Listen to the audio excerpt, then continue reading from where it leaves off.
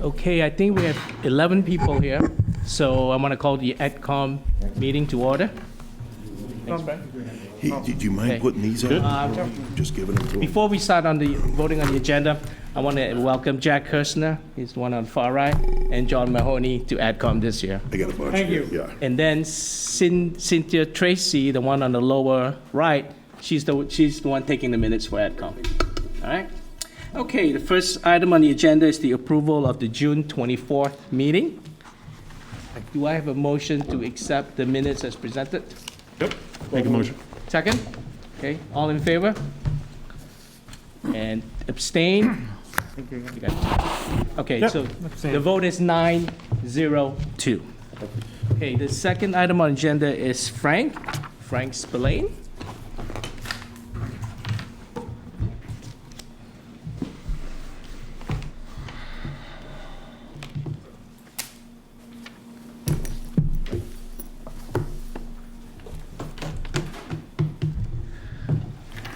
Good evening. Okay, can you hand this out? Sorry.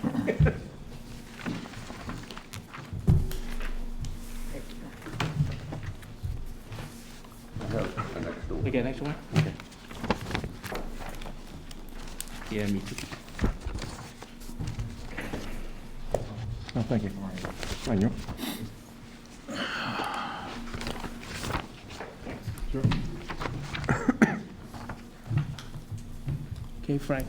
For those of you who don't know me, my name's Frank Spillane. I'm the moderator here in the town of Foxborough. I'm also the appointing authority for the advisory committee, as all of you know. Larry asked me to come here this evening just to talk to the advisory committee about the advisory committee briefly, about the responsibilities and some of the other things I typically go over with the advisory committee at the beginning of each fiscal year for the advisory committee. What Larry just handed out is Chapter 5 of the Code of the Town of Foxborough that talks about the advisory committee.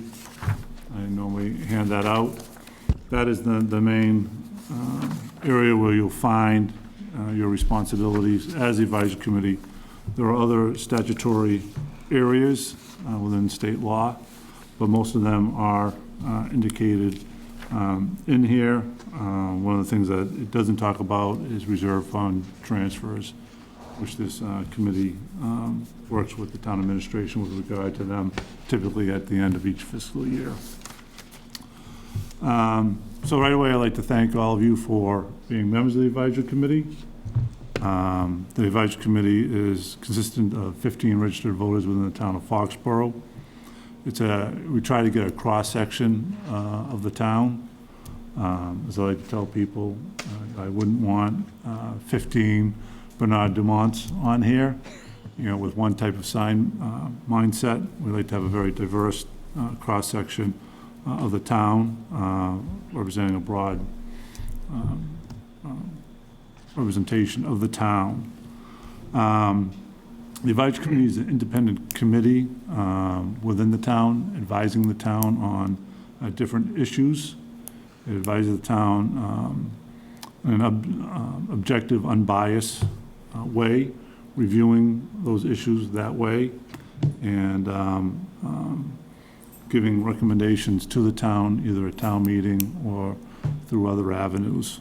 A couple things I'd like to go over with the members. No members of this committee can be a member of any other town committee or board. So if anyone's been appointed to any other town committee or board, that isn't within the bylaw,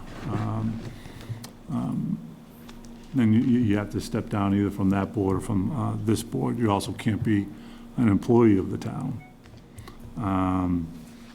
So I don't think anyone's an employee of the town. Also, if any members of your family, wife or children, are employed by the town, you should talk to me about that. And then I make a determination as whether there's any conflict and if there's some issues within which you should not be participating, either voting or involved in discussion. As this committee knows, You review all of the budget warrant articles and make recommendations to the town meeting. You should be doing that, again, in an independent way with unbiased and objective reviews of that. The biggest thing being the budget. Under our bylaw, the budget is supposed to be filed with the advisory committee no later than February 1st. Those requested amounts from each of the different departments, the different boards and committees that oversee different departments, that is the line item that goes into the warrant with regard to the budget and CIP with regard to the requested amount. And within the warrant, that then sets a ceiling within which town meeting cannot go above. The budget that's presented at town meeting is the one that the advisory committee recommends.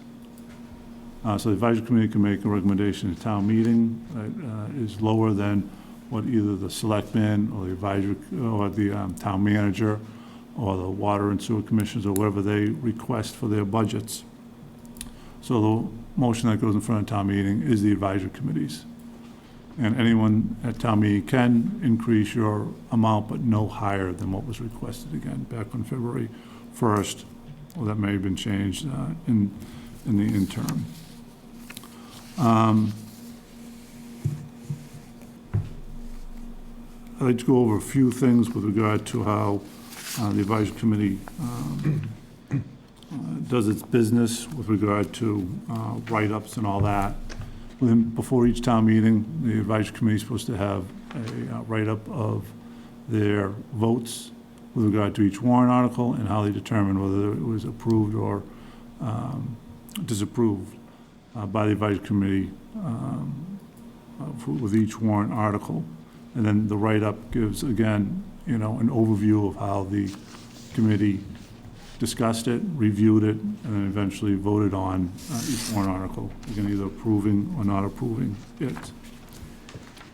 At town meeting, each of the warrants article is written in the affirmative by a member of the advisory committee, and then typically that person then, again, discuss the advisory committee's recommendation. If somebody on the advisory committee wants to give a minority opinion or discuss that article that's contrary to the advisory committee, I request that they talk with the chairman and also talk to me. And if they want to do that, they have to do that from the stage, off the stage on the floor. So it's clear that it's their opinion and not the opinion of the advisory committee.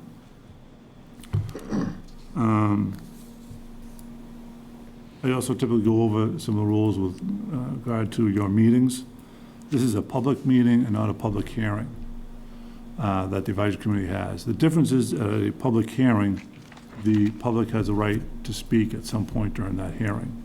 So when the planning board or the selectmen have a public hearing, they're going through whatever process they have, whether it's a site plan or a liquor license or something like that. At some point during that hearing, the public has a right to speak, ask questions, give comments. At public meetings, they have a right to attend, but they don't have a right to speak. The board or committee and the chairman can decide to allow people to speak at each of the meetings as it goes along. But there is a difference, and it's up to the committee and especially the chairman to decide how it's going to be go for each meeting, typically. And everyone should speak through the chairman so that people aren't speaking over each other or interrupting each other, and being courteous to each other. In the past, different committees have set time limits on what time they're going to end. That's up to, again, this committee whether they want to do that, and whether they want to go past that by a vote of the committee that's in attendance at that. Those are some of the things that I discussed. One of the things I typically advise the advisory committee to do is to not vote any article that is presented that same night. Many times when things are going at the end, an article is presented, I typically recommend that you don't vote anything that's presented that night, that you give yourself some time to think about it, and you can vote it the very next week, But at times, things come up at the last minute, and they're pressed upon you. I think it's a good idea to have that as a rule. You can discuss that. But again, that rule can be voted out for that particular item on any one night. But it's something to think about with regard to that. With regard to letters to the editor in any paper or writing on, the internet or any of those types of places, I usually recommend doing any of those things because it only can cause confusion and bring up issues that aren't appropriate for the advisory committee, and you're supposed to be doing things on an unbiased way. However, being a member of the advisory committee does not take away your right of free speech. So again, I usually recommend before you file any letters of the editor for any newspaper, to talk with the chairman and or myself about that, to see whether it's really worth it or not, and also to give us a heads up. And again, on the internet and all the websites and all that, just be very careful because it can be a reflection on the advisory committee itself and the work you're doing, and take away from all the hard work that this committee does throughout the year. There are some sites that can help you. I know Larry's sent out some sites that have been out there. There are some sites, I don't know, Larry, if you have this, it's a guide to financial management in town offices. In the past, we found that you have that. Yeah. It's very good. And there's other guide to financial management for town officials and things like that can really give people an understanding of what this committee, which in some communities is called the Finance Committee, here it's called the Advisory Committee, how it works and how it relates to all the other departments and committees and boards with regard to that. And with that, I think that's my overview. Again, if anybody has any questions at any time during the year, feel free to give me a call. I'm more than happy to help anybody out. Does anybody have any questions? Anyone? Okay, thank you, Frank. All right, great. Thanks. And thank you again for all volunteering and putting all the time and effort into it. Thank you, Frank. Thanks. Okay, next on the agenda is the town manager, Bill.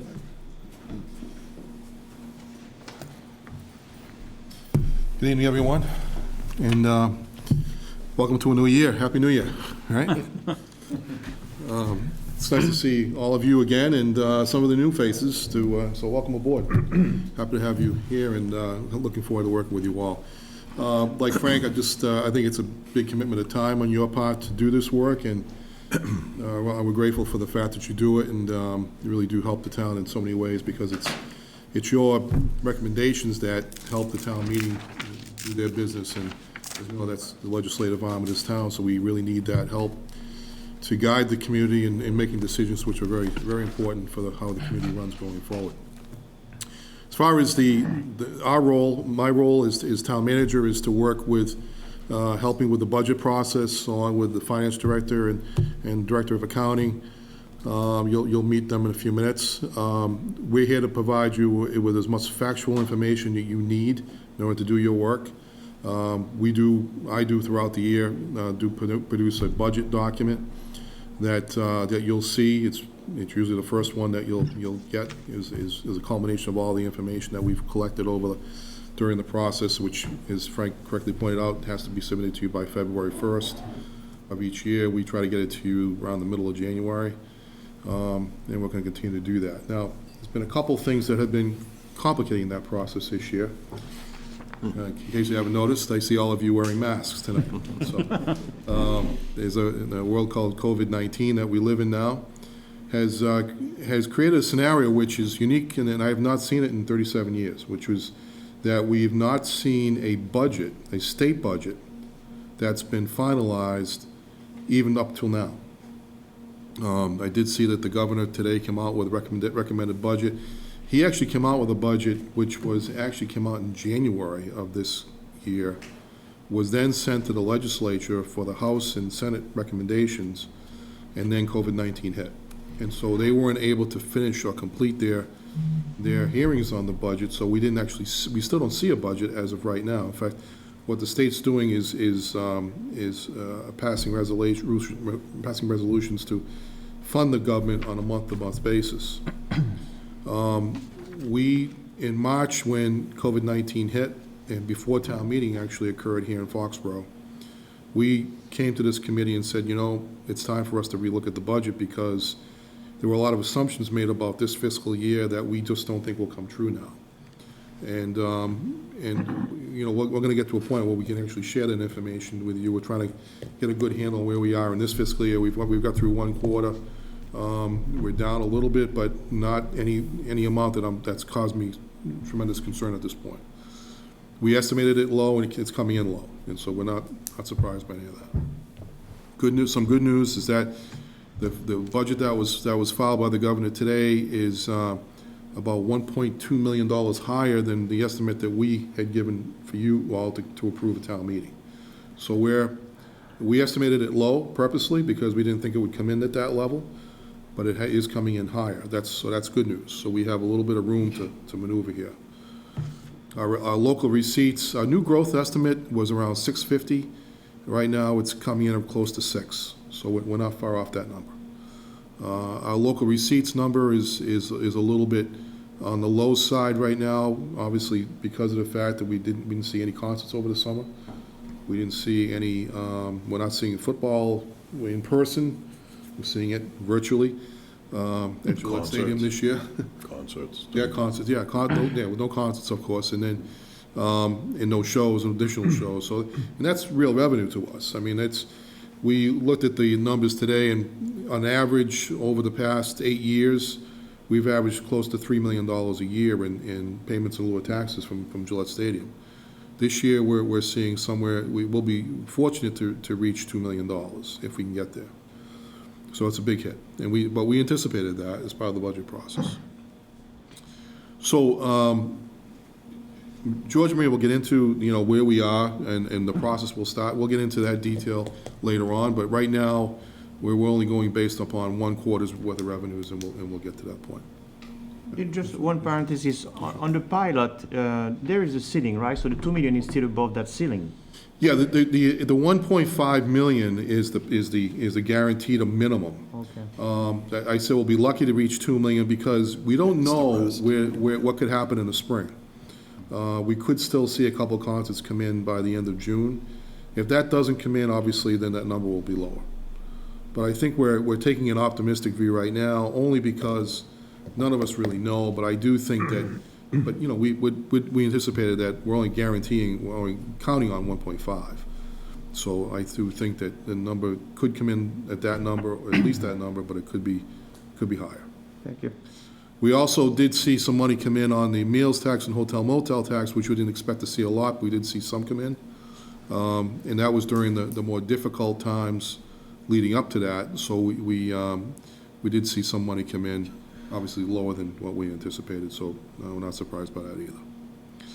I think motor vehicle excise was actually running a little bit higher, so that's a good news in that respect. So people are still buying cars, and people are still paying their excise taxes, which is a good sign. That means that the underlying economy is actually still pretty strong in many cases. Obviously, some people are still have lost their jobs, but on the real estate side, I think where we finished this past year was actually quite extraordinary. We're close to 98% collected. 98 and some change, actually, yeah. So, which was pretty much the way normal, it always is. for the most part. And that's through June that we made that collection. So we're actually better than I thought in many ways. I didn't think it would come in that high, but it actually did. Yeah. And so, and in the underlying economy on that side, there are virtually no houses for sale in this town. The market is extremely tight, and people still want to move to Foxborough, and the prices are going up. So, which does raise a little bit of a concern, because with a limited amount of housing availability, and the price is still going up, that means it could be squeezing more people out of the town in some ways, because the value of those houses then becomes a reflection on the tax rate. And that becomes an issue to consider too. So we have to be really mindful of that. And I get a little bit concerned about that, but certainly, you want to be in a position where the housing values are staying stable and getting higher as opposed to going the other way, which would be really problematic if that were the case. So, by and large, again, we're here as advisors. We're not here to tell you how to do your work. We're here to help you and get you the way you need to be. So for your recommendations, we're here to serve as a resource. George, Marie, and I are at your beck and call in terms of information as you see fit. And we're here to help in any way we can. So with that, I'll turn it over to, with your permission, Mr. Chairman, I'll turn it over. Can I ask you a quick question, Bill? Sure.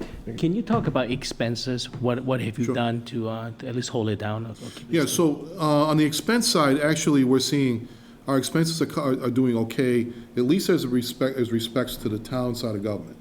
And the reason why I say that is because, because we haven't had a lot of events, we haven't had a lot of extra work, overtime requirements, things of that nature that we've needed on the public safety side. We haven't, a lot of people, you can't go anywhere, so there's no training and going outside other than on what's on virtual, online. And so we're doing that the best we can.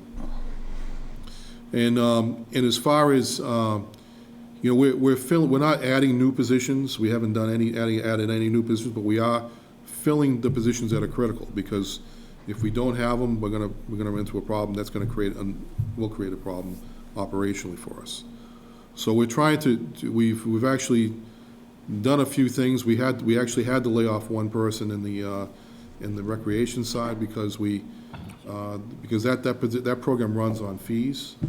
And of course, because there were no programs, there was no ability to fund it.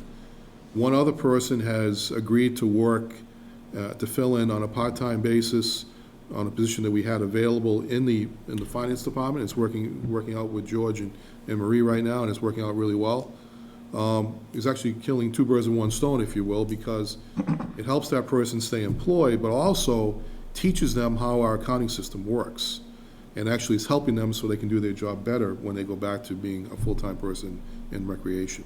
And that's something that has been difficult to come by over the years, because that a typical person working in recreation is good when it comes to recreation programs, but the strength is not in the finance side. This actually is providing that training to do that, so it's actually working out really well. So, so by and large, on the expense side, I think we're actually in pretty good shape. I don't see that as being a major concern. Our health insurance number came in better than we thought. We just saw our renewal come in for our retiree insurance was actually a negative increase this year. So that was a positive thing. So we're happy to see that.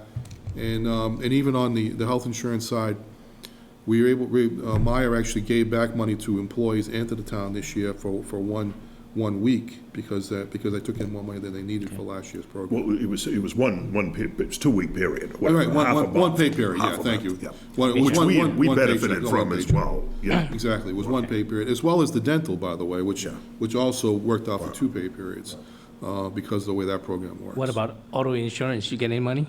For auto, we actually got we actually, the increase was not nearly as big as it could have been. So that was a good thing too on the auto side. Can you talk briefly about did we spend more money on CARES Act since the last time we spoke? Plus, and then the yes. last quick question I have is, are we still going to have a town meeting, the special town meeting this year? So what I just read today was, I don't think you will see one, at least on this side of the calendar, in terms of December 31st. The reason I say that is because the governor came out with a recommended budget today. He doesn't expect to see a budget until Thanksgiving. So if that's the case, then there really wouldn't be any reason for us to go forward. Now, having said that, because we conservatively estimated the revenues, we probably won't need one anyways. We probably won't need to go out to make any budget adjustments at this point in time.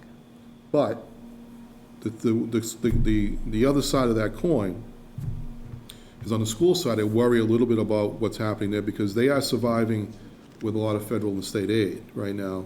They've had a lot of expenses paid for through COVID-19.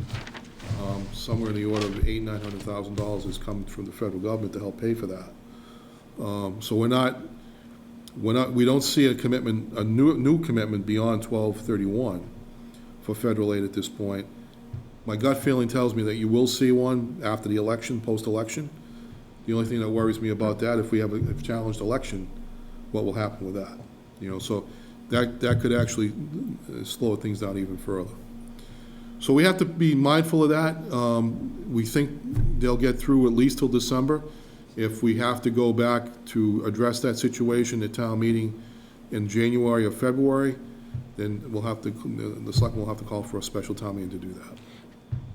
Go ahead, Tom. Yeah. I'm sorry. I was just going to ask, despite the state having to run its residual meetings every month to pass, have we been able to close the books on 2020 as of June 30th? Is We've everything closed, the done? books are being closed as we speak, and actually close to being closed now. So we're actually, and I'll let these folks talk about that. Okay. Because actually we did okay. We actually did okay in closing out the year. I was just curious how close to our target will be. Yeah, Our estimations, did we show up? We did end up with a free cash position, which is good. It was. It's not certified yet, Not certified yet, but- we can eyeball it. Yeah, and based on that number, we're in a reasonably good position. So, Two questions, and maybe this is also more from a big picture standpoint. One, you've slightly mentioned about property taxes. In terms of everything happening, especially in our town, how would you say people are tracking in terms of what we've expected? Because property taxes is a big chunk of the sources of unexpected. So number one. Number two question is, you've talked about all the plus minus. Now, fiscal year 21 was approved as a balanced budget, sources and uses of fund. Big picture, how is it being projected in terms of having a balanced budget, plus minus, without talking about all the parts, for fiscal year 21? Well, what Bill just said a couple minutes ago is when we closed last year, which was a pretty bad year, we were looking at about a 98.5 or so, I don't remember the exact amount, of collections. So even during the big wipeout here where everybody was in their house, we still collected, okay? I think one of the things that most people don't, well, let me explain something. When it comes down to getting the money, the government is always first in line, okay? So if you have a mortgage and you are escrowed, the reason the bank usually escrows you, okay, is because they know that if something happens and you don't pay the taxes, we get first dibs before the bank does. So a lot of people who are already out there would have had this money escrowed anyway, and the bank is going to make sure that it's paid. So there's a big chunk of that, I think, is what's making it sounds a little, I don't know, it sounds a little mercenary, but it's a reality. That's the way it is. Government is in front of the banks, and they don't want to lose an asset if they feel as though it's going down the drain. So they want those taxes paid. So I think what we're saying to you, obviously it's just the beginning of the year and it goes quarterly and what have you, and things have to go out. But I think that you're going to find that we'll be where we were last year, give or take a point or a half a point or something to that effect. And I think we'll be okay, or at least in that. The big thing is like what Bill said is the local receipts that are the big question mark, you know? Thank you. Dan? Yeah, I would be thinking a little far ahead here, but assuming there is a special town meeting, assuming it is after January 1st, how does that affect our process for next year's budget? It doesn't really Any other change, way yeah, department heads or anything? it doesn't change the process at all, Dan. So what happens would be that your process would continue during that phase, but it just makes it complicated because you have to look at two different things at Yep. the same time. Okay. So I'd be a little reluctant to do it unless we really had to. Yep. And if there was something that really required us to come forward and make a budget change that was significant, particularly as it relates to, school situation. But I wouldn't want to put the work on you, and I don't think we want to complicate the life Yeah, I of was just anyone thinking else that would be either. a lot condensed Yeah, into one it short would. period of time. Okay, Especially where it's difficult for us to even know what that number is still at this point. right, yep. So we won't know it till probably before Thanksgiving, which doesn't give us a lot of window, it gives us a relatively small window to get the meeting in, because your town meeting's is 6 months later. Right. Bill? Bill, I have a question and a comment. Sure. In respect to the special town meeting, if there's really no need to have one in February or January, whatever, because every time we have a town meeting, there's a slight expenses to the town. Oh, We sure. print stuff, Yeah. we gotta do a lot of things. So if there's really no need to have one, we'll just wait till, do in April, May, and just, Right. knock everything yeah, out. Yeah, and you can't really change the annual meeting, it's set, Right. it's set by Right. by Right. bylaw State, as to yeah. what that is, but I do think that, like I said, the only reason you would want to do that, and you can always do a special within the annual, that's always an option. Yeah. So it's basically held the same night, and it's, Yeah. it doesn't happen a lot, but it could be done that way, Yeah. which would fund things within the existing fiscal year, and then the annual meeting would fund things for the next fiscal year, Yeah. right? My follow-up question on CARES Act is that, I know you mentioned the schools, there's a lot of expenses. Yep. Do we still have money left over from the 1.6 million? We do, so, but here's the caveat with that. We spent about $1 million. There's about $500,000 left, where we've got a couple things that we're looking at right now, purchasing. But we're also, trying to store up on our PPE. Okay. And so we're asking to see if we can get some additional supplies. The last thing we want to do is turn the money back. Gotcha, yeah. If we can help it, because you don't see federal money very often. Right. So we're trying, but if it's not there and we, don't have anything really, there were certain things that, like even the school department was looking to try and buy a couple buses, but they weren't eligible. Okay. But strangely enough, they did approve a council on aging van, which was strange. They did approve that. Yeah, but you know what I think that was, Bill, was because Marie asked them early, and they gave them a snap judgment, and then couldn't back out because it was in writing. And they put it in writing to her, and Yeah. they said it's approved. Good job, Mary. So they put us in a bad, spot. So it's one less thing we have to pay for and stay in the Right. in the capital program this year, but they would, because we really did need the van because we don't have a handicap lift in the van. And right now, there's a lot of seniors that need to get on the van, and they can't get on the van. Right. So we needed that extra capacity, and Mark made a very compelling case for that, so. Right? Bill, is there a certain time of the year when you see more local receipts come in Yes. across a calendar year? Yes. I- Yes, I'm there trying to is. assess if the impact with COVID was less because, of the time that it happened. So one of your biggest pieces of the local receipts is your motor vehicle excise. Okay, And that typically goes out in February, all right? So when you see that come in by March, you'll know where we are. But we do get periodic payments throughout the year, though we were just talking about this today, that, in my town, yeah. I haven't got a motor vehicle excise bill, and I got a car last April. I still haven't seen a bill for it. So I don't know if towns aren't just sending them out. We're sending them out. But I don't know if they're not getting the information out of the state and all. But when we actually had a payment just recently that went through, so. Oh, yeah. So we've been getting them periodically, so. But by far and away, the largest portion will come in the last 3 months, like Yeah. May, June, Okay. July, something like that. okay. Yeah, so we tend to see that money trickle in that way. And also, you tend to see more activity, of course, through Gillette Stadium. If they hold concerts in the spring, you'll see some money come in that way, too. Okay. Larry, did we lose our minute taker? Who's that? We lost Dennis, too. We lost, Is it just the way the thing came? I'm here. See, it's, Tracy, there you go. back on Yeah, again. they just went off camera, that's all.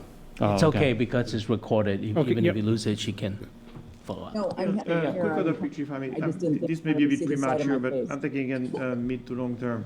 She was incognito mode. Yeah, there she is, yeah. Yeah, she's back. She's there, She's she's just back. hiding. That's all. Usually we see, let's call it pretty much an annualized increase in, expenses on a yearly basis, annualized.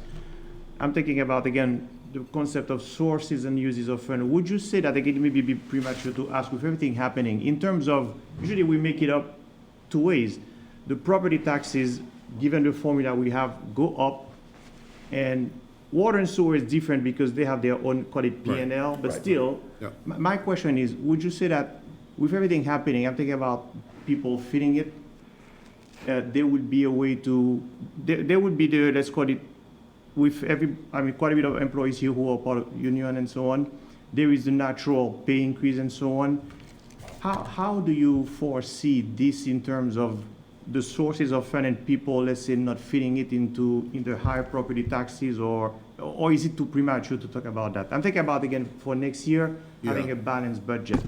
I mean, if we're gonna see anything happen, it will probably be the collections for this year, this fiscal year, as opposed to next. I truly do believe that fiscal '22 will be a better year. It may be a later part of the year, later part of the calendar year '21, before we get to that, but at the end of the fiscal year, I think it will be better. But I do think that, let me just say, my theory about this is that I think people are gonna pay their property tax, because the alternative, they don't have a really good alternative. Because if when you think about it, if you don't have any housing options, where are you gonna go? And the only way you're gonna stay in your property is if you pay your taxes. So I do think that they're gonna try and do everything they can to pay those taxes for that reason. Not to mention the value's up. You don't want to Value's lose up. it when the. And you don't wanna lose it because, when you the value's up. don't lose it to the town based on the fact you didn't pay your taxes. So I think folks will do everything they can to keep their property, and especially in this town, because a lot of people are trying to get into this town, and it's a very desirable place. Thank you. Bill, it's Dennis. I don't recall where we ended up with revenue and expenses for the Patriots. We can hear. They'll hear him. Maybe you can, Can you turn up, Dennis? Can you turn up your microphone, Dennis? I can't hear you, unfortunately. is it him or is it us? Dan, can you tell the good guy controlling? Yeah. Thank you. You may, Stand by for a second, Dan. Okay, good, try it. Can Can you turn up the? make Go it ahead, Dennis. louder? He's saying it's on. Hi, can you hear me? Yes. There you go, there you go. There you go. No, I was just asking about the Patriots in terms of revenues and expenses, what we budgeted and what you think the experience is gonna be and whether it's a major issue or not. Well, so the review that we've done is that over the 8 years, we typically average around $3 million a year, Dennis, and this year, we're looking at, the minimum payment would be 1.5 million, and there's a guarantee in the lease documents that requires them to pay that minimum payment. The other part of it is that we still may see some things happen at the end of the fiscal year, meaning May, June, July of next year, May, June of next year, which could actually impact that number and actually get a little bit more revenue into the stadium. But if not, we're not anticipating it, we're looking at it. I think you might come in around 2 million instead of 3 million this year. Remember, we did undercut all those, when I say undercut, we went below what we normally would have gotten it backfilled. So right now, like Bill said, and we'll go over it in a couple minutes, but we're like $1.2 million ahead if the state comes in level. We don't know exactly where it is, but we were $1.2 million below. We actually went down 11-12%. And work from there. So anything now that if they stay level, then there's $1.2 million of space there for us to work with on the state aid portion. Good, thank you. Other questions? All set? Okay. Thank you, Bill. All right, thank you very much. thank you. Thank you, Bill. Next on the agenda is George, Finance Manager. Thank you. Well, you asked me to come in and Finance kind of Director, give you an overview for the new folks Yeah. that are here on the board. And I tend to be, I try to simplify things down to a very, minimum level. And not to sound condescending to the folks that have been here doing this before, but we're also on TV, so in the hopes that, some of the folks at home will understand what we're talking about, and then maybe, the newer people will catch on as well. But basically speaking, I think Frank said it at the beginning, you guys are an advisory board, but a finance committee basically sticks strictly to the numbers, but you guys do it all, okay? But by far and away, let's face it, the largest portion of what we go to town meeting with is financial. I'm not saying there isn't anything else, but it's financial. We do an $80-some-odd million budget every year. So at the heart of any of these budgets that you do, whether you're doing it for IBM, whether you're doing it for the town of Foxborough, whether you're doing it for your own household, somebody said it, I can't remember who, you're matching revenues against expenditures, and it's as simple as that. So if we're going to start talking about matching revenues against expenditures, why don't we go to where we left off last year? And when I say last year, as of June 15th of a couple of months back, that's when we did our annual town meeting. So what I thought I'd do is just go over and do a recap of what we did, how we got there, and show how the budget gets built. So again, if we start with just talking about revenue, we got to start with the revenues. Where does the town get its revenues from? Tax levy, for one, that's always near and dear to everybody's heart. That's real estate personal property taxes. This is the local, this is your house taxes, the ones that we were just talking about a few minutes ago. The second place is, again, your taxes, only it comes in a kind of a strange way. The state kind of extracts it through sales tax, and then, like Robin Hood, kind of gives it back and reallocates it to the town later. Again, it's all your taxes, and it just comes in a different form, and it comes in the form of what we call the cherry sheet. Why was it called the cherry sheet? It used to come in on a piece of pink paper, that's why. Local receipts are your excise tax, meals tax, inspection fees, fines and interest. There's a number of other things on there. When we talk about a fee, a lot of people say, well, that's a tax, but I guess the fundamental differences between fees and taxes are you kind of have your hand on the switch with a fee as opposed to a tax. Tax just comes in and you pay it. A fee, if you're not building a building this year, you're not going to have to pay a building inspection fee, okay? If you're not buying, if you're not renting something for town, you don't have to do it. Even the water, for example, that you're taking in, that's fee-driven. Now, there's going to be a minimum on there, but if you're really holding off on your sink and everything like that, you can hold down how much it is compared to somebody that's sprinkling their yard. The final piece where we get our money from is what we call available funds, or I call it, you're cannibalizing things that are already out there. Free cash, stabilization, overlay. These are things where we've got money in the bank already, and we're utilizing it, or we're going into an account that was already put out a couple of years ago, might have a balance in it, and we say, can we take some of that money out of there and use it for a different reason, and it goes to a town meeting. Now, those are the four main places you're getting your money. Somebody at home might ask, well, what about grants? What about gifts? Why don't you use it there? Because you can't allocate it at a town meeting, because the grants that come in are for specific purposes and they have specific legal ramifications for their use. So I'm making this up because I don't know if you get some kind of, from the Mass Fire Association or something like that through the state, a $50,000 grant for an ambulance, okay, or to buy an ambulance with. You can't go to the town meeting and say, hey, can we use this money for buying the town finance director a new desk? It has to be used for an ambulance, and there's no other reason for it. So those are your four main places that we're working off of. So now let's analyze what we did last year and some of the things that we actually did. So the first place, like I told you before, is the tax rate. Now, for those that have been around long enough, Proposition 2.5, there is a statewide tax cap that was voted in sometime in the mid-'80s as a referendum on a ballot. Citizens for Limited Taxation, Barbara Anderson. I was a bouncing baby boy back at that particular point in time, but I do remember it happening. What it basically says is you can't go up without an override or a debt exclusion override over 2.5% of the levy, of the prior year's levy limit. Now, in our case, last year, if you look, our levy limit was $49,768,000. So 2.5% of that was 1,244,000. Now, there's a strange little thing that happens with this, everybody that's sitting at home. My taxes went up higher than 2.5%, okay? The 2.5% is on the entire tax levy.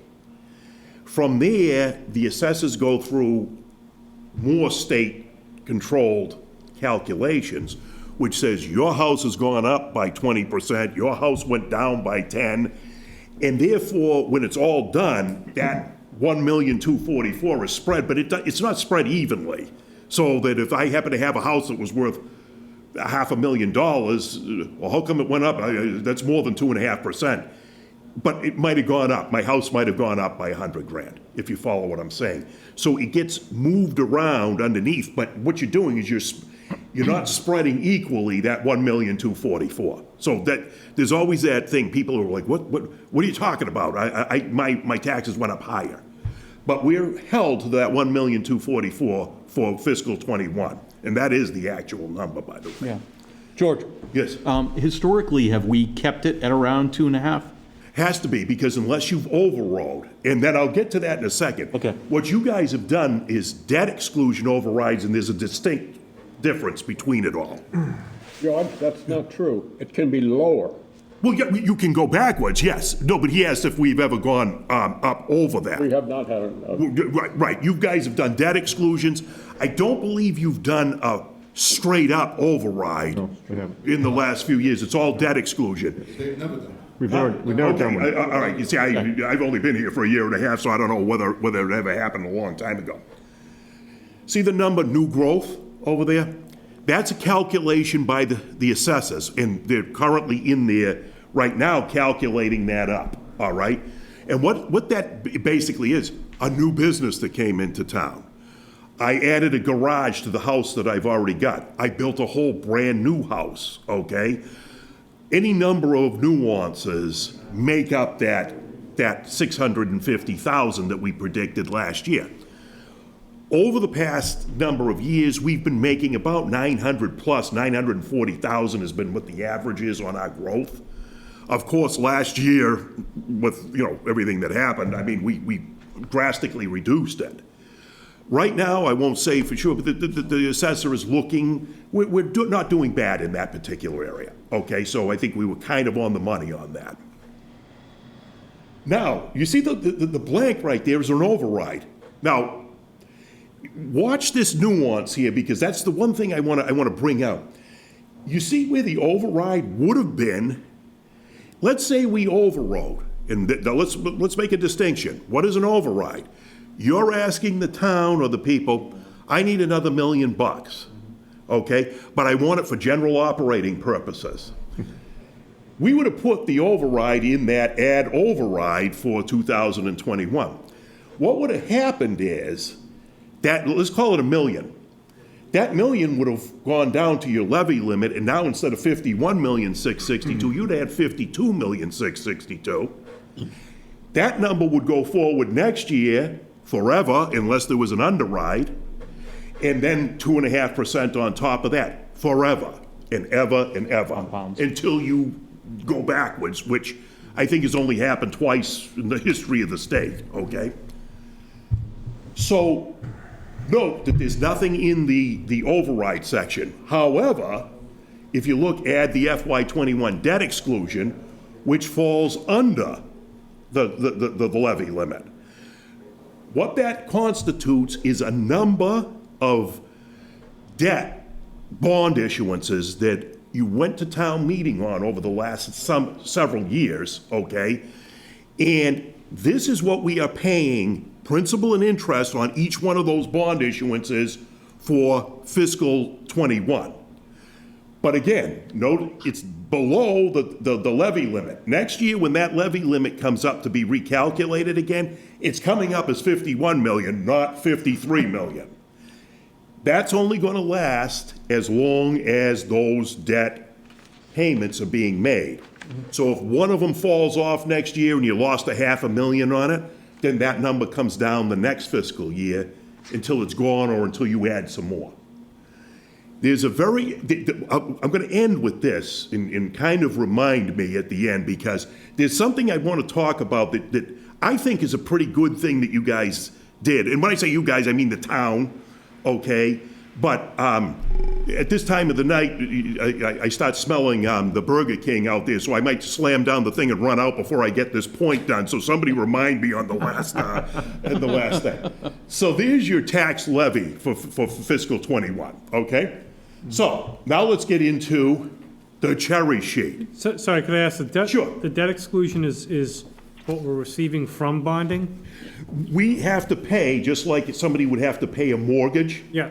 So, for example, That's the annual payment we're making towards the capital. annual payment, and what we've done is, or what we've asked the town to do is, will you give us this annual payment from now, could be 20 years from now. Now, a funny thing is people a lot of times will say, well, this isn't for the rest of your life. Now, for somebody that's like myself, that's only pushing 30 years old, I'm, yeah, it probably isn't for the rest of my life. On the other hand, if you're in retirement and you're saying 20 years, it could be for the rest of your life that you're paying it. Yeah. Okay, just in shorthand, I think it's, an override is you're just adding more revenue without the Yes. expectation of paying it back. Absolutely. Whereas debt exclusion is, it's debt you're gonna pay back and it's go off the books eventually, Right. so it doesn't go to your bottom line each and every year. It does have a like an equity logical loan. conclusion. It's like an equity loan. It's like- Right, it has a logical conclusion, and it's for a specific purpose. So somebody, I don't want that going to this guy so he can go buy a new car with it. Wait a minute, this is not for that, this is for a new building, okay? Might be a wing on the school. Yeah. Okay. If you just hold it, because it's really important that you know that we have not done a debt exclusion in this town. No, in the past. I've done I all think right. it's been like 10 years. Well, actually, you just caught me on the, because that was gonna be my ending. Not done one in a while. So let me say it right at the end. One of the things you folks did, okay, you folks at home in the finance committees or whoever they were at the time and whoever was in charge at the time, is the latest piece last year, prior to all of the COVID things that we're dealing with. What was our biggest challenge? You folks chose to put some money away to start with, which is why our free cash was up so high. Remember, it was hitting almost $8 million? Yeah. They built it up over a number of years, then used it to pay out so they could get the new school down. And then, instead of usually on a large bond issuance like this, you would go out and add, well, I'll go backwards. You would go out and add to the bottom line. Like, that should have been about $3 million, okay? Because the payment on that bond issuance was about $940,000, okay, for the new school. You guys did it within your own budget, okay? What does that mean to the taxpayer? The taxpayers didn't have to come up with on their thing another $900,000 that was spread over everything. It was done from within. Good news is that was a very challenging thing. Unfortunately, it was challenging the way it was, but then, of course, now we can add the problem of the COVID thing on top of it. But I will say that it was very admirable. I don't think I've ever seen that done any other place than here. So you guys and whoever was here at the time knew what they were doing. And it was admirable. It's a little bit of a challenge, but they knew what they were doing. If I could just add the, having been on this committee for 11 years, the strategy has been put in play, one, with trying to stay away from overrides, doing Yes. debt exclusions, setting yourself money that you have, so you have down, you can lower the amount that you actually have to bond. What we've always done or advocated for, especially the advisor, the person in your position prior to you, and then also on our board, as well as selectmen, have looked at this and have pretty much taxed up to that 2.5% maximum. When there's plenty of cries to lower that, or we don't have to go all the way up to that. What it does is strategically, it looks good for the debtors, I mean, the people who would loan us money. It increases our value there for our bond rating because we are doing as the maximum that we can to bring in revenue to the town.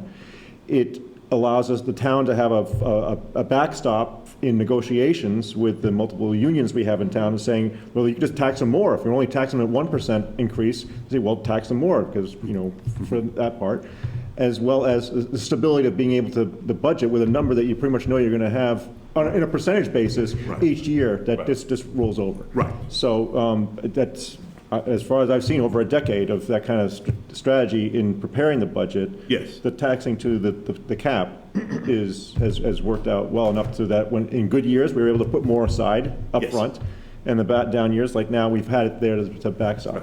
But like you said, $3 million, I think we say, was it, or 3.5, whatever. Three or for four the that you borough- For put the borough towards- school. To right. put down ahead of time, that we didn't have to borrow at whatever rate it was. Even though it was a good rate, it's a good rate for 20 years that you're not paying that Right. interest for. You saved another million or. But you plus. also saved $4 million you didn't have to Right. put out for 20 years, so. I think what's really key, and you raise a very good point there, Tom. So I think the issue is that by taxing to the levy that you do, it gives you the ability to pay some of the things as you go, which a lot of people have not managed their finances that way. A lot of communities have not done that.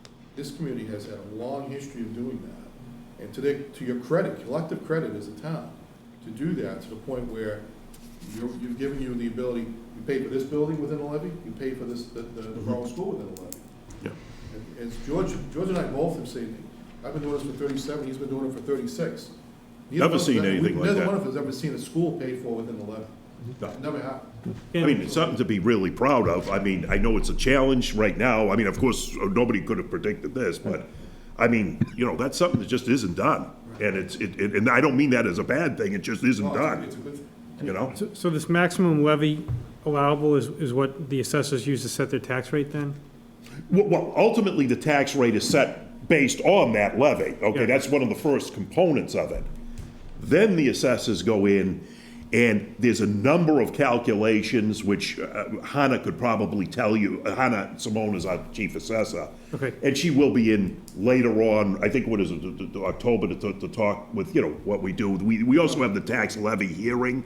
I think a few of you attended. Yeah, Jack, you were there last year when we did it. The tax rate. I've been up in the past. Yeah. In November. It's in November or whatever.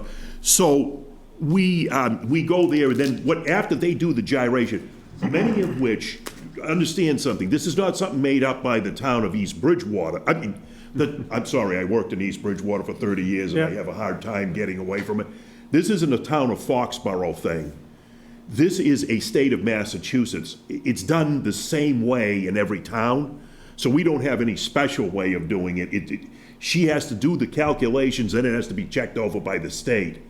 And then, of course, if something was wrong, you can dispute it and get an abatement or something to that effect.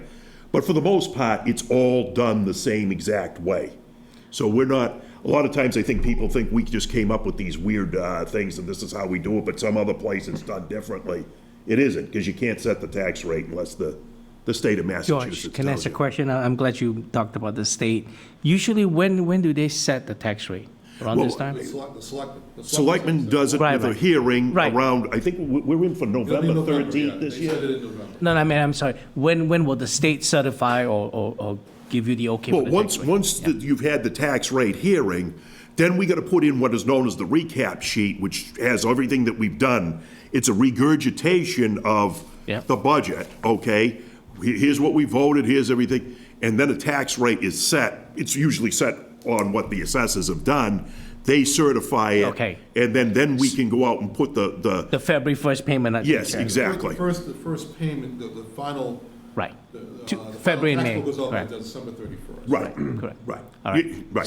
So the process is, we do, the town, selectmen, everybody. Once it's certified, it goes to the state, and they give you the okay, and then Yes. you print the Then we bill. can issue the tax. Then you print the bill. And Got it's it. all predicated on everything that we've done, what we're going over right now, and everything that we did for the whole year. All the town meetings, all the money that came in, everything. That's how the thing is set, and all the things that.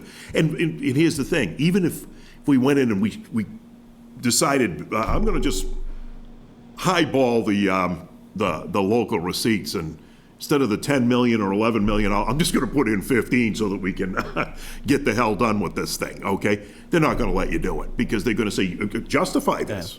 How come last year you got this, and suddenly now you're putting in another $2 million? Why? Is there something going on? What? Tell us what it is. And if you don't have a good explanation, they won't set the tax rate. All right. And George, this is just maybe for people who probably already have the same question. In terms of the debt exclusion, so I think Tom mentioned it, very much like a HELOC. So at a point in time, those local bonds were issued by the town. I'm just trying to listen to the whole cash flow thing. Right. So they were issued at a point in time, and they have X number of years. So this amount, is it the sum of the, call it the annual payment of these bonds? Yes, Okay. that's exactly what it Perfect. is. Number two, in terms, because very much like a HELOC, we have to repay it. Do we see the repayment in the use of, okay, in the use of cash, in the use of funds also? Yes, in fact, I did give you guys Article 4. Okay, okay. Article 4 on here. If you look at almost the very last page, you'll see a thing called debt service on the last page. Now, of course, right here, you're looking at it in bulk. There's debt service interest and there's debt service principal. Right. But that consists of about, 15 or 20 different bond issuances, each one for a different year. So do you see where I'm looking? I see you well. squinting. The 2 Last million- page of the budget part that says Article 4. Right. So you'll see on there that we actually are paying total debt service of $3,713,000, Very clear. okay? Bernard, are you recalling back to the debt expiration table we used to get? The Right. 20-year table of what is going off the books and what's coming on? Yes, we have that, yes. There is an actual, Okay. in fact, we I get. think they just gave us an annual payment as opposed to a breakdown between interest and I'll do you principal, better. but Hilltop Securities gives us an entire debt book every year. I keep asking for it, and they'll give it to you.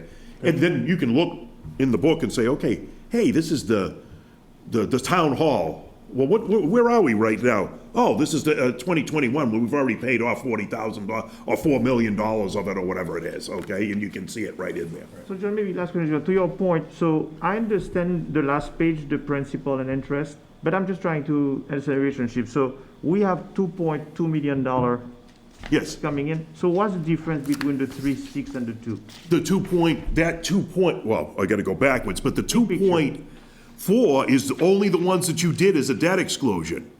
Others, you might not have done. Okay, thank So you still have to pay, well, and I'll give you a perfect example. It was the school, 900,000. Okay. Right, is gonna bring you right up. 940 Good. is gonna push you closer to the 3 million. We didn't debt exclude that, nor the town hall, right? Right, Hall was not. right. Thank you. Very clear. Thank you. And debt exclusion is something that has to be voted at the town. At the town meeting. On the electric, yeah. Yes. Town meeting and the electric. Yeah. You can't do a debt override, a debt exclusion or an override without the town electorate voting for that. So that goes to the general election. Okay.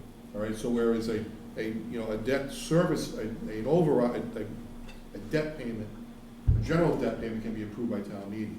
But a debt exclusion or an override have to be approved by the general election. You'll find that there are very, very few things. I know a lot of people at home that get angry with government that think, oh, they're up there playing games, but there's virtually, I don't know, there's very few things that can be done in the town that don't require votes from the town meeting to do. That's right. You know? So George, at the end of the day, I think like Tom pretty much said, it's very much like a HELOC. We use it as a source of fund, but we have to repay it. Right. Yes. Okay. Yeah. So an example of, I can't remember exactly how it was partitioned on the vote, but over 10, 11, 12 years ago, when they tried doing that 5-phase sewer project here in town, and they needed to have that first funding, it went on the ballot as Yes. opposed to a town meeting. Yes. Because it had to be approved by the townspeople, and it was Right. flatly denied. Right. So there's the thing, the town, the voter has their hand on the switch. I'm not gonna say 100%, but pretty much 99 point something percent, you know?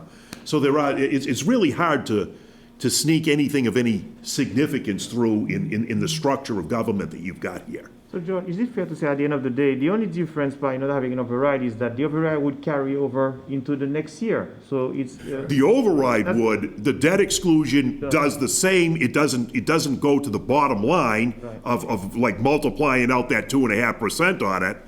and then ultimately will disappear after some It has an point in expiration time. There's an expiration date. If we don't issue more bonds, Well, yeah, I mean, but then it would be a different bond that you're really paying on. which will have to be approved. Yes, Okay, right. got it. Thank you. Right, all right.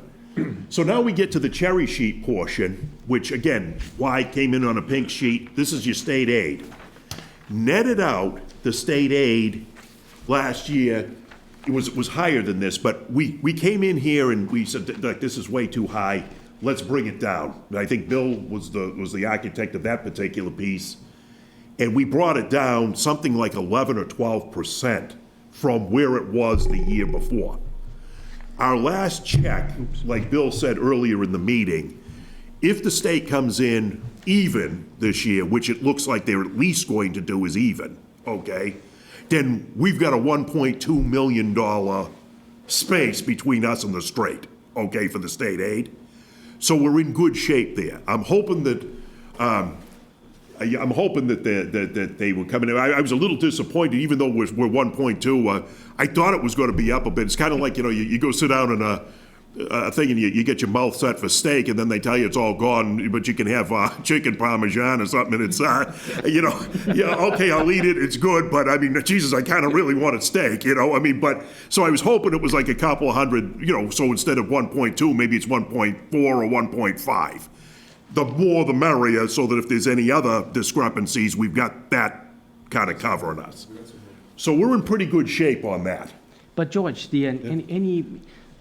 if we get the 1.2 from the state, that's pretty much going to help us offset the lower local receipts from the stadium, because That's what I mean. at least 1.5, give or take. It Right. actually, we took a lower position Yeah. on the local receipts. We took And a the lower state position aid. on the state aid. Yeah. Right, And we took a lower position on new growth. right. Right. So, all three things are, two out of the three are bearing true.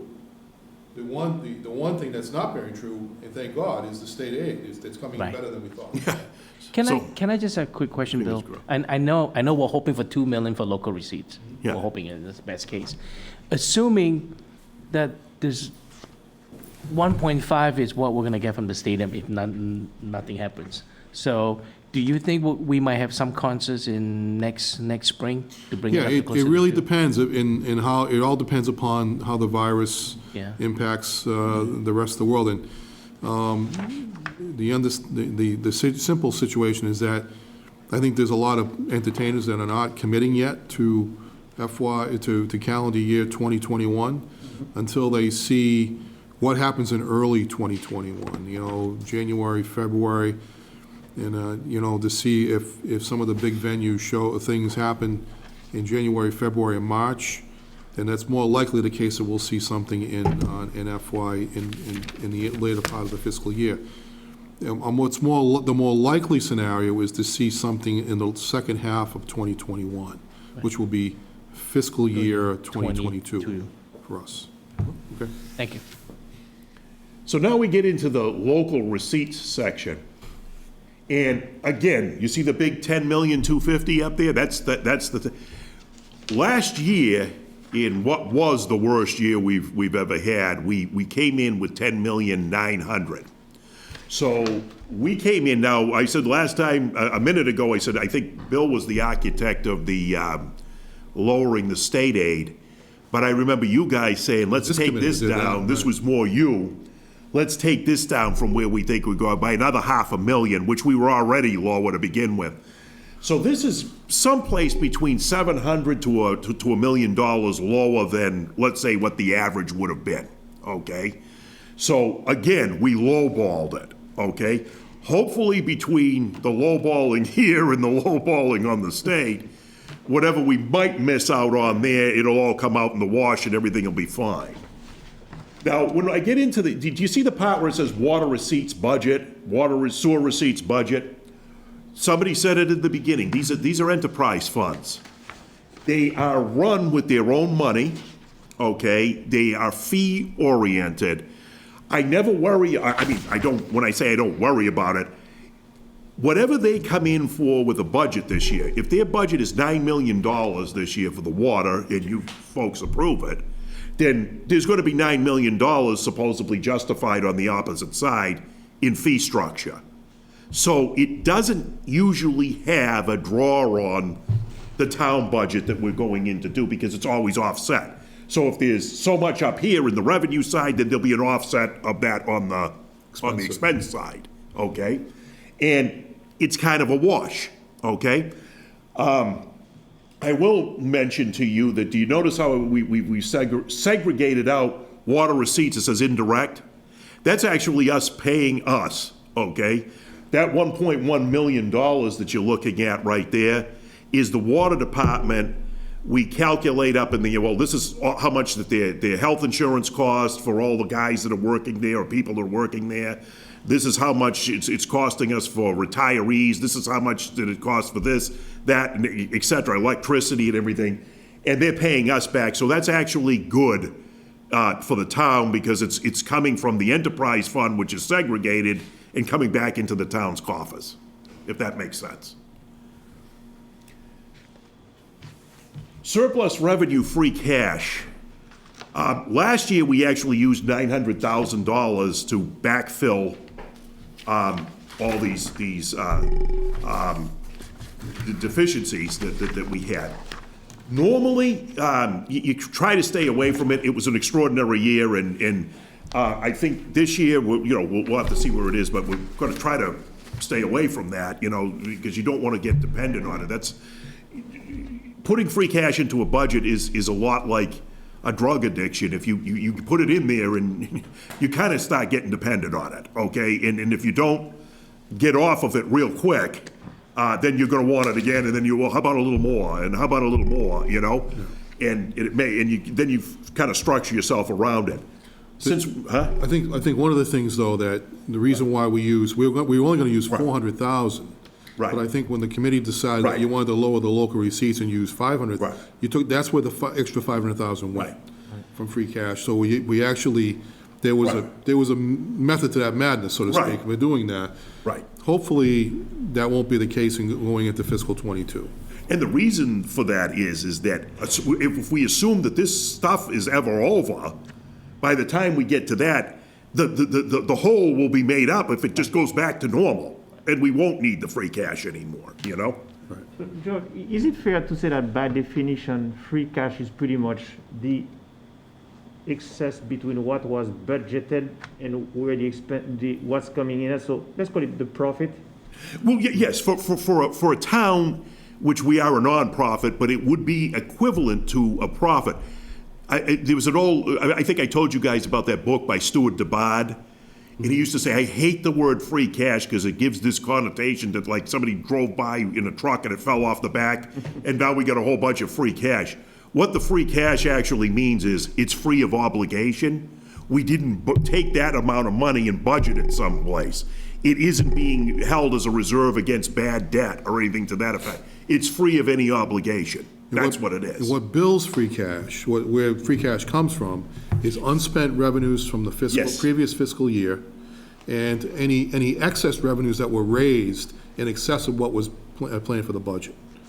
All right, so if we plan to spend $10,200,000 for local receipts, and we actually collected 11, that goes right to free cash. Absolutely. Do you follow me? So, and I think Same thing, right? If the expenses are lower. If your expenses where we plan to expend $1 million and we only spend $750,000, the balance would flow to free cash. $250,000 would flow to free cash. Quick question: what's the free cash amount cumulatively has been through how much over the years? About $3 to $4 million per year. $3 to $4 million. Now it's gone as high as $8 million, and that was but that was by design. And there was that one exceptional year where we did that. So to your point, when people see the free cash amount going down, really, it's not just looking at face value that it's bad news, right? One needs to understand why it went down and how it was used, right? And we have an explanation for every one of those things as to why that's happened. Yeah. It's not because we've misappropriated anything or we've overspent something or anything like that.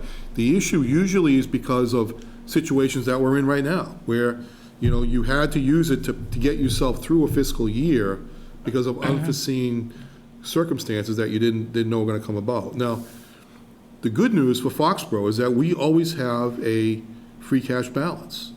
There are a lot of towns that have no free cash. Right. No free cash at all. And to further make it difficult, they have no stabilization account. And so I think what doesn't get explained a lot is that people think of free cash in town as that's the only savings account we have. That's not true. We have another over $4 million, almost $5 million in the stabilization account that we haven't even touched. OPEB? And we have the OPEB account, which is another $10 million. What's So OPEB? OPEB is the other post-employment benefits account, which is the money that this town, I think we're like one of the top 5 communities in the state right now, in the whole Commonwealth, that are actually paying down that obligation over time. The And what it future is, retirement it benefits? pays the health insurance benefits employees when they retire.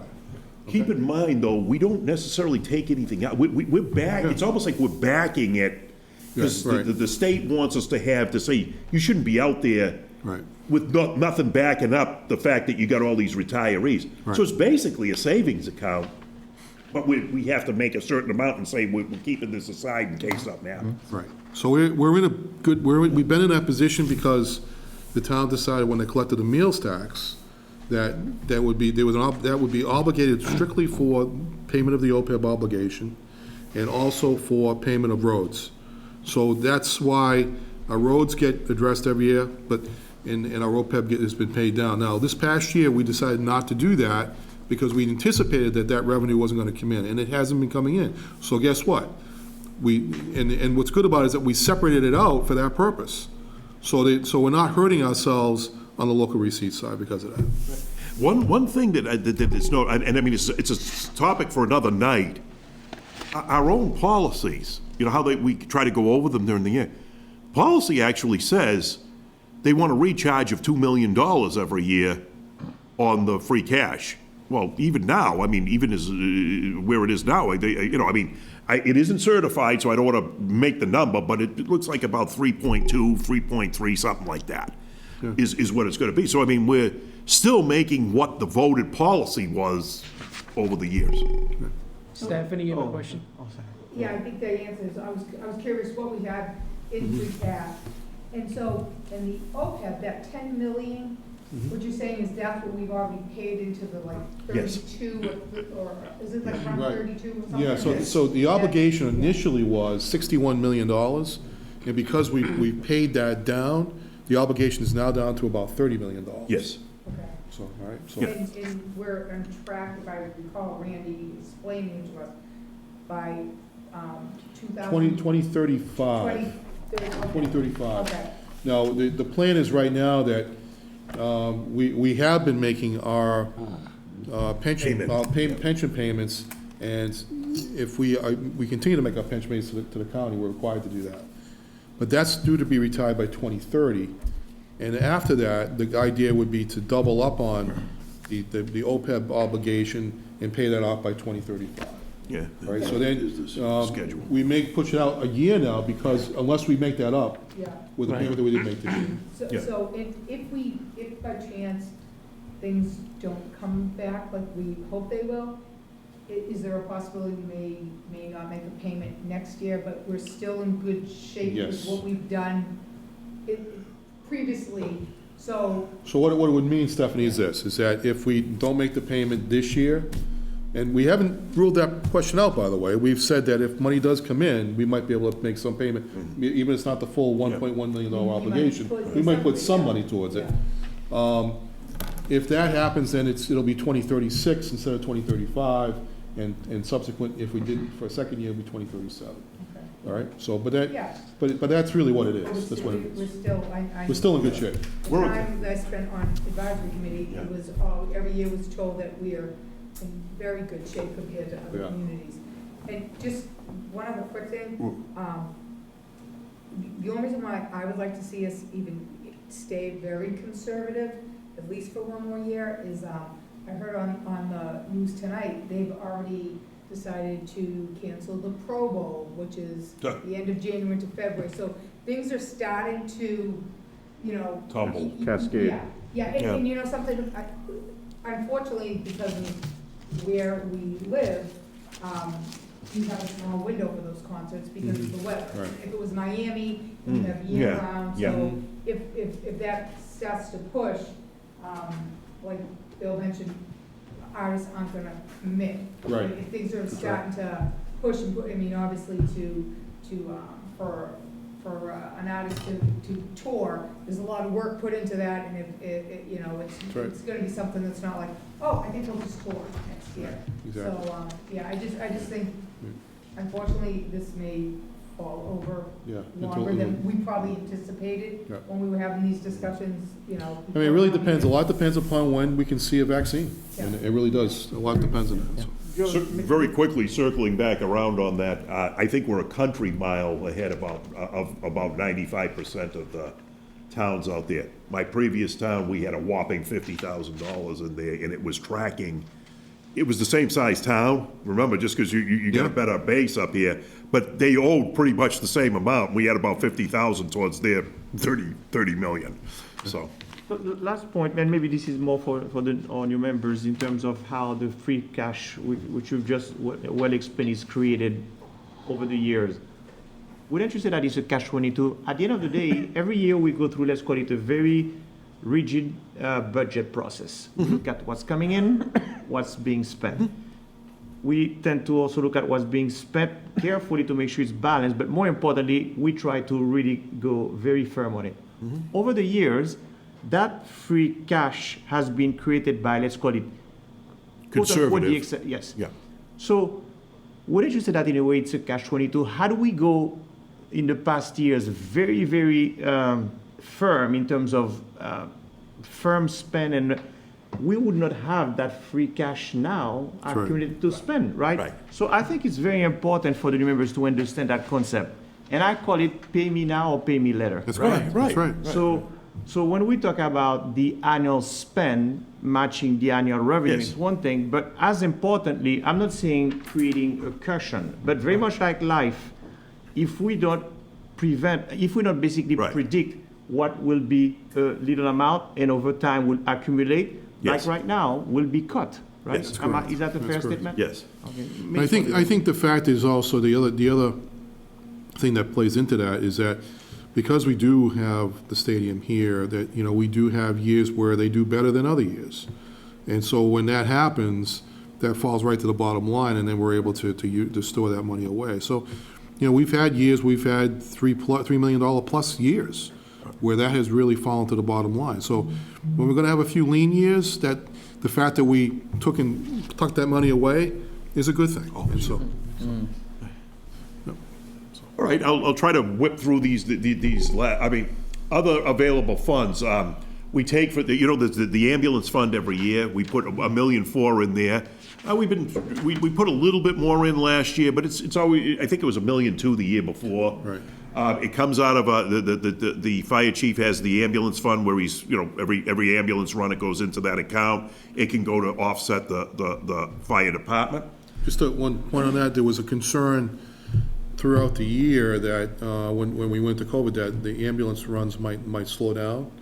So we were tracking that pretty closely to see where they are, and we really haven't slowed down at all. I mean, there was a small window, or about a 30-day period where it slowed down, but then after that, it's right back up to where it was before. So. Okay.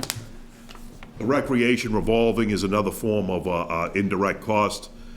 We may have to kind of forego that till the end of the year this year because they're almost out of business, but the water department, we did use some of they have a certified free cash just like we did, and we offset their budget with it. With them, it all tracks, whatever they come up with at the end, it all folds back up into the same spot. By using 10% of the free cash against it, it simply makes it so that if there is a shortfall during the year, we don't have to run back to a town meeting to get the money again. Here's the, hello? Did somebody? Dennis, Sorry. just a question on the water. Has there been any revenue impact because of the extended water ban? They are, at least from last year, they were down slightly, but they were fine. I'm probably looking at it more, I don't know whether it's the extended water ban or whether, remember, there's probably people not sprinkling and stuff, but then there was also, weren't they working on the 3 wells. the 3 wells, and that turned everything off there. And then, I guess, there weren't a also- lot of swimming pools and things going, on this summer either, huh? Also, everybody's stuck at home. That's what I mean, you Yeah, know, you're not utilizing that water at your company anymore. Right. Well, that's absolutely true. Right. It's, Right. Dennis is a very good point, and Right. Brian just, it was gonna took the words out of my mouth. That what happened was more people were staying at home, so they're utilizing their own home water resources more than they would if they were at work. The most interesting piece on here is overlay surplus that we were using. Once every 3 days. And you notice we used $1 million last year. We put that $1 million to, specifically, if we were gonna put it in there, we put it towards the debt service, and you can see how it all adds up there, 61, 450, 488. That's where that $1 million went, right to the debt service. Now, so you don't get confused, we just used $1 million of overlay up here, okay? Well, this is revenue we used, okay? But then you're gonna see on the bottom, there's a $1.1 million overlay. Well, that's the new overlay we're trying to raise for the next year. So it keeps recharging itself, Right. okay?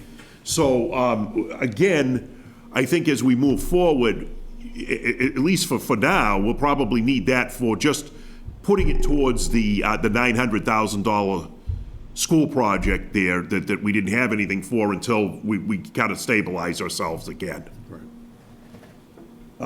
And, oh, by the way, remember I told you that there are accounts that you can just close out? See that excess close out there? That was some money left from a few years back of an insurance thing. Okay, so now we're into the expenditures. I'm gonna make this real easy. Appropriations, water, and total sewer, right? If you take your Article 4, go right to the end of it, okay? Where's he getting this number from? Very last number on the page. Where did these numbers come from? This is what you guys worked on all last year. Okay, I came in and gave a budget, the fire chief came in and gave a budget, the police chief came in and gave a budget. You guys approved these budgets, we went to town meeting with an $83,952,000, 75 of which was town, 6.7 was water, and 1.6 was sewer. So that's where that number came from. So it was basically everything that you guys sat down for night after night and went through with everybody in the all the various department heads, Bill and everybody else that was present. Finally, here's that overlay I told you we were gonna re-raise next year. And then, what's that snow and ice deficit? That's the one place that the state allows you to overrun. Last year it was 99,000, so what you're doing is you're basically raising it the next year, and it prevents you from having to keep going back to town meetings to catch up. Do you recall what we put in for the budget for that? It became 99,000. No, but how much did we pay originally? What was the original budget for it? 250 or 300, right? It was like Okay, pardon me, I lost track, I thought you meant Yeah, for the something like deficit. that, 350,000, I Yeah. want to say, Yeah. something in that range. There's a rule with this, okay? Yep. That if you're gonna do that, they don't want you to up it. Right. So it's always stayed the same, and it's gone up, the deficit goes up and down as how bad the year was. Right, I was just trying to remember, that goes into free cash? The difference between them? If we don't spend the full amount, then if it's $350,000 Yep, and we only spend $250,000, yep, 100,000 would go into free cash. okay. All That's right? what I was- Right. But if we go over that, the state allows you to raise it. It's the only The next account that year. allows you to The do. following, Right. yeah. Yeah, snow and ice was 216,300. Okay. It's on this article, four piece. So, there you have it, right? Now, if I just move forward one more page, this is all of it in a nutshell. Here's your top. Tax levy, 53 million. State aid, 7.4 million. Local receipts, 19 million. We used free cash, 900. Other available funds, 377, coming down to 85 million, 058. Expenditures, we just said what they are. 83,852,000, okay. That's the bottom of your budget. And then the only other two things that are getting raised is $1,100,000 for overlay and $99,000 for the snow and ice deficit. Comes down to $85,051, or we had a surplus of $6,000, $6,799. So, assuming all these things come in, we should be, you know, in pretty good shape. One last thing I'll throw out because it's getting late. The overlay surplus, what is overlay? It's actually a provision for bad debt. In any business that you're in, if you're making widgets or whatever, you've got to assume that if I'm predicting I've got $10 million worth of sales, probably a certain amount of it, a couple $100,000, somebody ain't gonna pay you. They assume in any one particular year that you're gonna have people that are gonna apply for abatements. The real name of this overlay is provisions for abatements and exemptions. So they're saying if you've got a $53 million tax rate, okay, you're setting aside 1.1 and saying we probably ain't gonna pick that up. And then if you do get it, how the state allows you to release it is if it would, I'm just gonna make this easy. Let's say we had 50 million with a $1 million dollar thing, so now we've only spent 49. If I got 49,100,000, I can now release 100,000 of that overlay. If I got 49,200,000, I can now release 200,000 of that overlay. So it's a provision for in the event that somebody doesn't pay or they abate it. Which can help with the free cash, right? Absolutely, because right. So for The next assessors, fiscal year, the assessors are the ones that release that. for the next fiscal year, for the upcoming fiscal year, are we gonna put more on overlay just in case? We do that We every did year. again, Yeah, right there, we yeah. just did 1.1. We will for next year as well. And we're planning on that again this year, Okay. all right? The question, how come this is not, let's say, approved at town meeting? Because ultimately, when you do the tax recap sheet, when you put that number in, okay, there's change out there.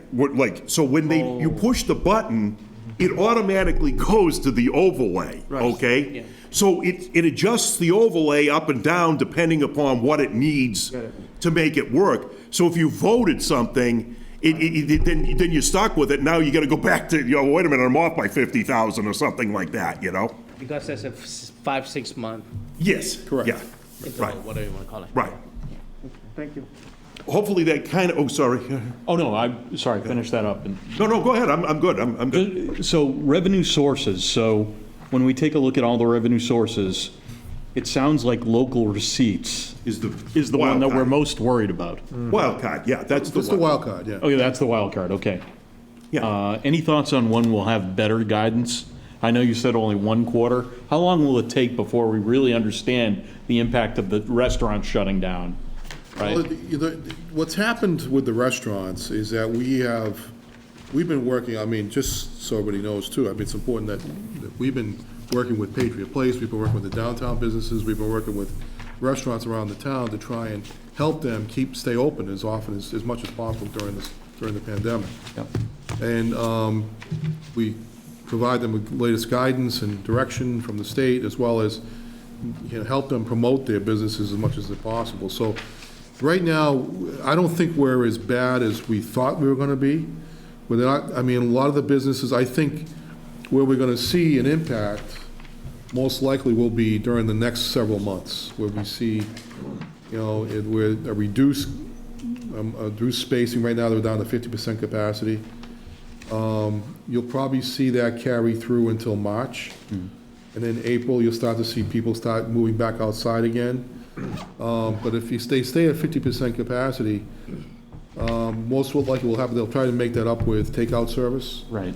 And a lot of people have been doing that.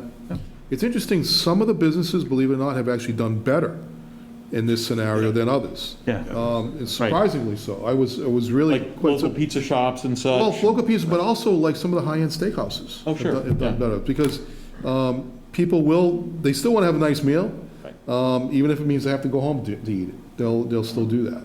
So it means that, so to that extent, we'll try and do everything we can, but the bottom line, Brian, we won't know until we see next year. But the fact that we lowered those numbers as much as we did, I think put us in a Gives us much better some space. position. Okay, good. George, the last item in this summary, the other raises and appropriations, $1 million and $134,000 for roads. Oh, you see that little, Yep. we had been doing that the years before, I just footnoted it, but you note that there's nothing actually in the column. Yep. It's zero. So what we had done, like, that was where, did one of them say, one of them says OPEB, right? Got $1 million for OPEB. That's what we had done the year before, and then we had put like $300,000 or whatever the other Towards number the was. roads, right. For the roads. I footnoted it just so you could see, well, somebody was gonna ask that, what do we usually do with that? Well, that's what we had done the year before, but we forewent it last year. Because we didn't think we would raise the money in this fiscal year to support that. So is there, for roads, is there separate budgeting processes? You do Yes. expenses, then you get. So let me just, you raise a good question, so that's a really good question. So the roads account, so because we didn't spend $300,000 on the roads, doesn't mean we won't fix roads all year. We still get $700,000 a year, close to that, from the state on, for road repairs. Chapter 90. Chapter 90 money, they call it. So that's state money, and this is if the town. This is the wants- town's appropriation to match that. So we effectively put about $1 million towards our road program every year. This year, we kept it at $700,000 because it was a difficult year. Oh, sorry, Jan, sorry, go ahead. In my opinion, very well done. Yes. In terms of presentation. I'm Good. going to speak for everybody else. It's very well done. Really, really great. Okay. Anybody on the screen up there? We okay? A lot of information, but hopefully that was helpful. As you go along, I've told Bernard and Larry, you know, I mean, nobody needs an engraved invitation. You can just call into the office, and, you know, if you got a question, we'll try to answer it for you. No, maybe Marie would like to take a minute just to talk about the new budget process, the new Oh, yeah. tools we're gonna use this year. So would you mind talking about that? Why don't you come Before that, I was up? actually going to say, so I've been working with the CARES Act and the FEMA grants. We recently just finalized the FEMA application. We applied for about $310,000. Of that, we'll get 75% from FEMA, and the other 25% will come from the CARES Act. That's for the town, though, right? Make sure you know the town. I'm sorry, 310. what's Because it was the school piece. what's right? Marie's position in the Yeah, town? yeah. Marie's the director of account. Yes. Okay, all right, thank you. And then as far as the budget process, I've been working with, I'm not sure if you're familiar with ClearGov. It's this company that, when they first came out, they came up with this transparency module. So if you actually go to cleargov.com, you can look up the town of Foxborough, and what you'll see out there is our actual revenues and expenses for the last 4 fiscal years. In addition to that transparency module, they have a budget builder module, they have a forecasting module.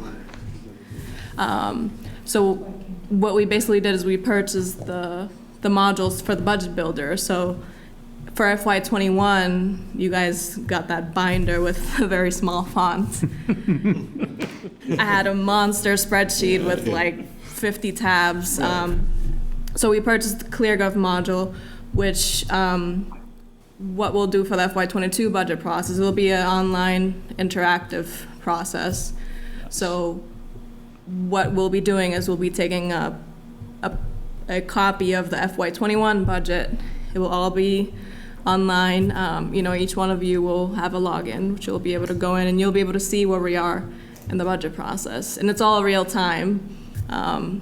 So it eliminates the mistakes you could have with the spreadsheet if you have a formula that's wrong or if a number gets deleted. Wow. So Or you're everything- using an older one and somebody else is looking at a newer one. Yeah. And, Some things would drive us all yeah, crazy. yeah. That's Fiscal cool. year 22. 22, yeah. Fiscal 22. Yeah. Okay, not 20. Yeah, I'll be, over the next couple weeks, just working on a couple last minute things. But you guys will all have your own login. So, and then when we have the budget meetings, you'll be able to log on. If you have laptops, you could open it up and look at the budget through there instead of having a binder with Yeah. a small font that you Why can't don't even do a read. little tutorial for you, Right. so you can train. Yeah. It's Yeah, very, they, it's very um, exciting. Yeah. Yeah. They do, it's not like Munis where you have to pay for training. I mean, you just let them know. Just excited to not have this amount of material, it's like having it electronic will be spectacular. And the goal too is to eventually build an actual budget book that's based on the GFOA guidelines. And we could do, like I said, there's a forecasting module as well. And basically what ClearGov does is it downloads our data from Munis. So I send them a file. I could send them a file daily, weekly, monthly, and everything is mapped in the background. So all the data gets updated in real time, and we could do a forecast. We could say we wanted to do a 10-year forecast for the revenue, and it would do it for you. Obviously, we could play around with it, but it's all web-based, which is the important thing, and it's all real time, so. It might even be nice for us, but then think about it from a standpoint of a guy or a woman at home. They can get on their laptop and, if they were watching the thing, oh yeah, there it is. And they can see what we're talking. I mean, instead of trying to figure out where we are, Yeah. One of the things that, I'll mention this because, and I'm not gonna try and embarrass Marie, but one of the reasons why we brought her here was because she came from Concord, Mass, which Concord, Mass is probably one of the best top finance departments I've seen anywhere in the state. I mean, they just do things really, really well. But one of the things that they did there was every year they built a budget that was a candidate for the Best, the best budget book in the state, and actually in the country. They actually work on that aspect. So there's a GFOA budget award, which has always been sort of like a goal that I had it, that Randy had it before me, and I think George as well. So we're really actively going to pursue that this year and see if that comes out. Cool. Good. Marie, I have two quick questions. When do you think we'll get our login credentials, roughly? So I wanted to, I'm asking because I'm trying to set the next meeting and stuff like that. yeah, what I can do is I'm just trying to work out a couple last minute things with the mapping. Because the good thing about ClearGov is you could create copies of a budget and just call it a test. And, I could send out, you would just get an email saying Marie's inviting you to collaborate with this budget. And my plan is before we actually even start the FY22 budget to create a test version that we could all play around with. And I'm hoping to do that in the next couple weeks. So by When is your next meeting? Well, we'll decide after this. So is it safe to say maybe by December, everybody should have their own? Oh, yeah, definitely before that, yeah. Then my second question is, can you elaborate a little on, I know you're talking about you working with FEMA and KSX 75. Can you tell us what were you trying to get from them? Yeah, so with the FEMA, they're both federal funds. With FEMA, when you have a disaster, normally it would be a snowstorm, hurricane, something like that. But with COVID, they came out and said, well, we have this aid available. So this is in addition to the CARES Act? Yes, yep. So the way it works is, so you have the CARES Act, the money that's available to you is based on your population. With FEMA, what they do is, so each one of them has certain categories of expenses. And so FEMA will only reimburse you up to 75% of whatever the expense is. With the CARES Act, they cover the other 25%.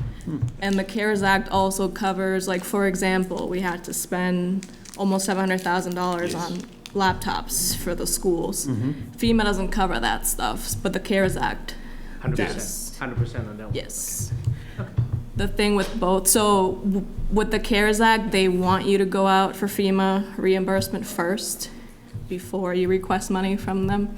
Like I said, just yesterday we submitted the application. We had a consultant that came in who actually worked for FEMA previously, which was great because she looked through everything that I had, and because back in June, I put together everything for the CARES Act for the $1 million that we received. I had everything already all laid out. So it was easy to do the FEMA application because we were submitting the same expenses. So we finalized that, it was 310,000. Of that, we'll get the 75%, and the other 25 will come from the CARES Act. So out of the 1.5 that were eligible for the CARES, we've spent about 1.1. So there's still 400,000 to play with. And we're looking at ways to see how we could spend. Is the FEMA money's already, the FEMA's money, it's already spent? Yes. Okay, okay. Yeah, with FEMA, it's actual expenses. With CARES Act, they allow you to estimate. So say if, like the fire department, for example, they wanted to get a ventilator machine. So like when you're in an ambulance, you're not breathing the same air. Sure. So FEMA, they haven't purchased it yet. They have a quote for it. With FEMA, they actually said that that's not something that's eligible. But with the CARES Act, you could submit estimates. What will happen at the very end is they'll come back and say, okay, we gave you 1.5 million. Show us that you spent that 1.5. I was making a joke at the beginning when I said that she shook him down on the ambulance, but she got it so early and got it in writing. Then they came back and changed their mind, and well, Jesus, I mean, she's showing them this. Well, I guess we'll let that one go, and we'll cover that, but we ain't doing any others. Forget it. So. So is everything for the town being coordinated through the finance department to submit the applications? So did the health department have any of their own stuff they had to still go through you guys, or was Pauline responsible for doing certain things with coordination with her Marie was the department? point person in terms of all the FEMA and CARES Act money requests. Fire department, police department, DPW, Board of Health, everything went through Marie. So she coordinated with the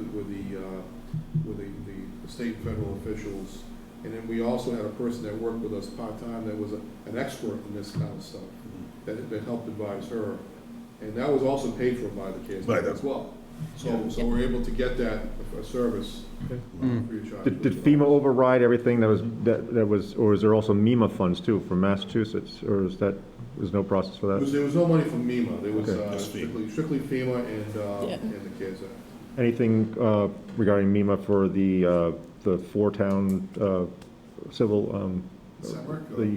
Is there anything that came through there? I don't mean to. I think back in the springtime, we were told by the director that we had fallen into some good money, so we're ahead of it. So that's a different set of rules, different set of funding, though. That's okay. So just a quick highlight on that situation. Semrick is going to open its doors. We're cutting the ribbon on that November 17th. All right, so the new building is going to be open for business. We're going to be actually operating, we think, by December 8th with all four towns operating at the new facility. And then we also are meeting with another community who's expressed an interest to joining us as well. I think, this is a calculated guess at this point. I think there's probably another 3 or 4 communities that may want to join us after that. So that'll actually further drive down the cost to all of us collectively. Now, what the Semrick director was talking about, Rob Vidone, was that there was money that came in from the state 911 commission that said that they actually upped the ante on that, and they were able to provide more money to Foxborough or the Semrick region, because we had been that far advanced in our process. And so we think which was able to drive the cost to all the cities, all the communities down. We were paying, just a few years ago, we were paying close to $1 million for regional for dispatch. We're now paying about $300,000 a year. So That's good. Yeah, so for first responders, I wasn't sure whether MEMA was coordinating anything on the state level, or if it was still also FEMA, or if there was anything there at all. Yeah, MEMA really doesn't have any extra money unless the state is able to appropriate. And they've been dealing with, the governor and the lieutenant governor have been working with cities and towns on different grant programs, but nothing really through MEMA. Okay. That's strictly been for any natural disasters, like a hurricane or a tornado or something like that. Right?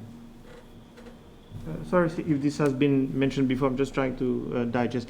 On the local receipt, the 19.1, and when Brian asked the question, so big picture, when we say that this is probably the weakest, not the riskiest, the weakest amount in terms of what's coming in, when do we think we're going to be, or it's one of these hard things, we just have to monitor it as it comes? I'm just trying to see, do we have a 2 million gap, or is it just, we are just We waiting? kind of have to go along. I mean, as I think it was Brian mentioned, it's not a even amount of money. It's not like if we said $12 million, we're gonna get 1 million every month, okay? The state kind of is like that.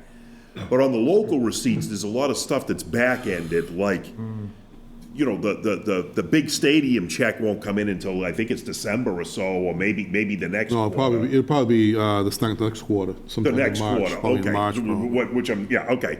But I'm thinking quarterly, so that would be the December quarter, it would fall in that area. The big amounts for, excise tax usually flow towards the end of the year, you know? Then, like you might see an uptick in building if this is over with, you know, by the spring, and then everybody starts building stuff, or some of these things, then the inspectors have to go out. Although Mark did send me a thing today, I just got 60 grand, so we're, you know, so I mean, That's helpful. To that point, I'm just thinking, let's say Plan B, hopefully Plan D doesn't happen, but let's say we are short, but we have the expenses committed. So would we just have to re-meet again, and how do we, I'm thinking Plan B, or we rather not think about it There would now? be a couple of options, okay? Assuming we were running over and we can see that this is where we're running over, okay? Then we could do what Bill did last year. He put a cap on it and said, wait a minute, I want everybody to, you know, hold off, just pay, you know, what Slow down you your gotta. spending and, you know, Right. just Now, put a if- freeze on any new Right. hires or anything like that Right. at that point, or any replacement hires at that point. The second piece of it is, remember, the one thing that, if there's a silver lining in this thing, and I hate to sound like misery enjoying company, but it's not just Foxborough. So if we're starting to run really bad, okay, into the hole, then it's pretty safe to say there's gonna be a lot of others going in the hole. Last year, they felt like we didn't have to do it, but they said if you run a deficit, they came up with a thing that they said, we're gonna allow you to pay it off over a 3-year period. Not unlike, there was something, do you remember that teacher's salary deferral about Yeah. 20 years ago? And they allowed them to go up a certain amount of money, and then they said, now you can pay it off almost like a bond issuance. Right. By building it into your budget for the next 3 years. I can't say as I know for sure, but these things are going to be out there. I keep going by the same argument that I have. If I'm going home tonight and I don't have my cell phone and I break down at the side of the road, I better pray that there's a state trooper coming by, otherwise I got a lot of walking to do, and in my shape, that's not a very good thing. But at the same time, if I go home and a tractor trailer is jackknifed on 495 and there's a backup for 5 miles, all I got to do is wait, and the fire trucks are going to be there, and you know it's going to. Same thing here. If it was us and it was poor management on our part, I'd say we're in a lot of trouble. Okay, but when the whole world is going down the same drain, okay, then we're you know, something is going. They're going to come up with other Like more ways state of aid helping us along. More federal aid. Right. Federal aid, yeah, Thank you. You know. it's good.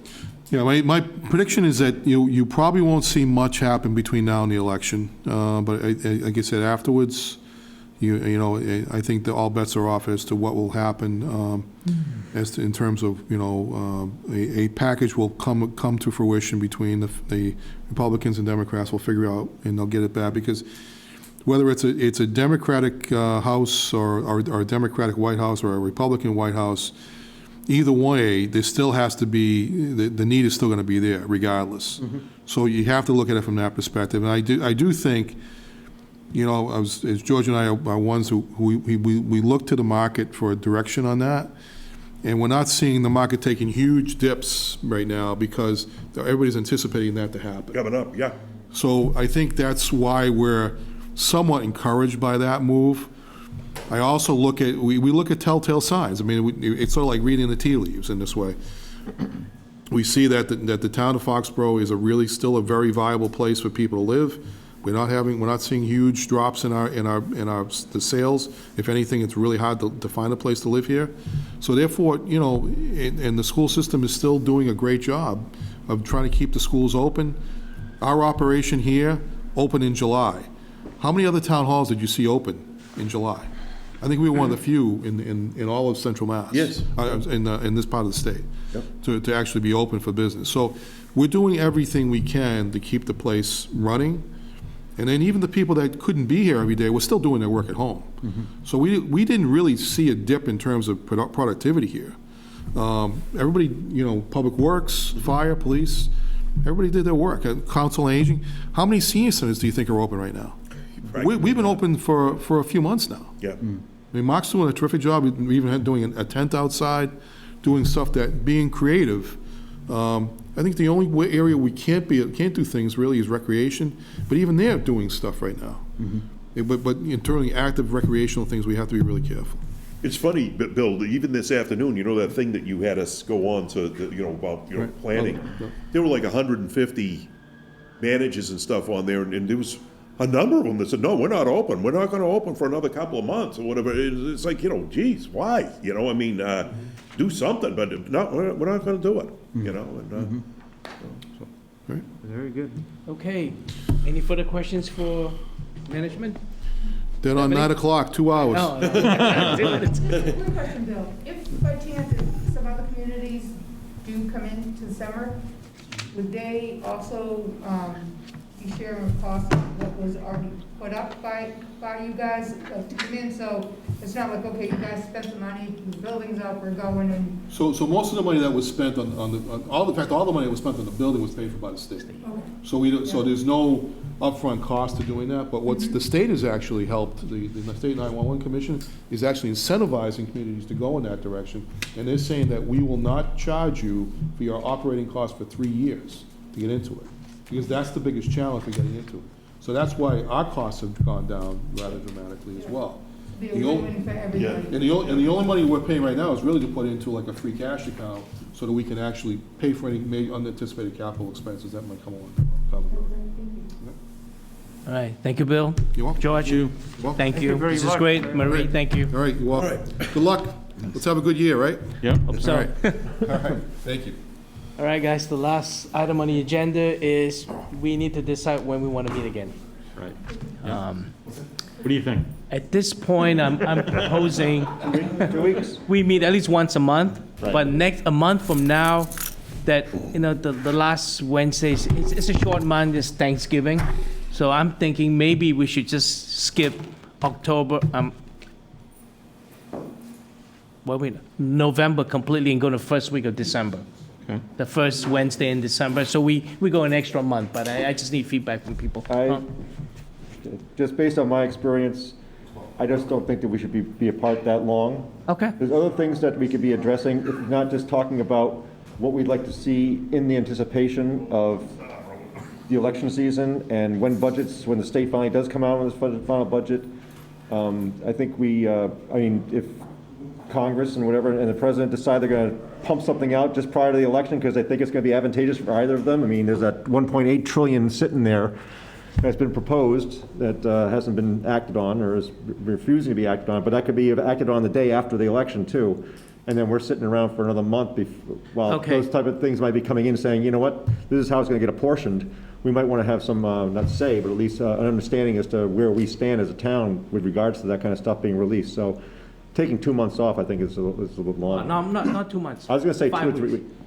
5 Well, weeks. 3 weeks will be the day after the election.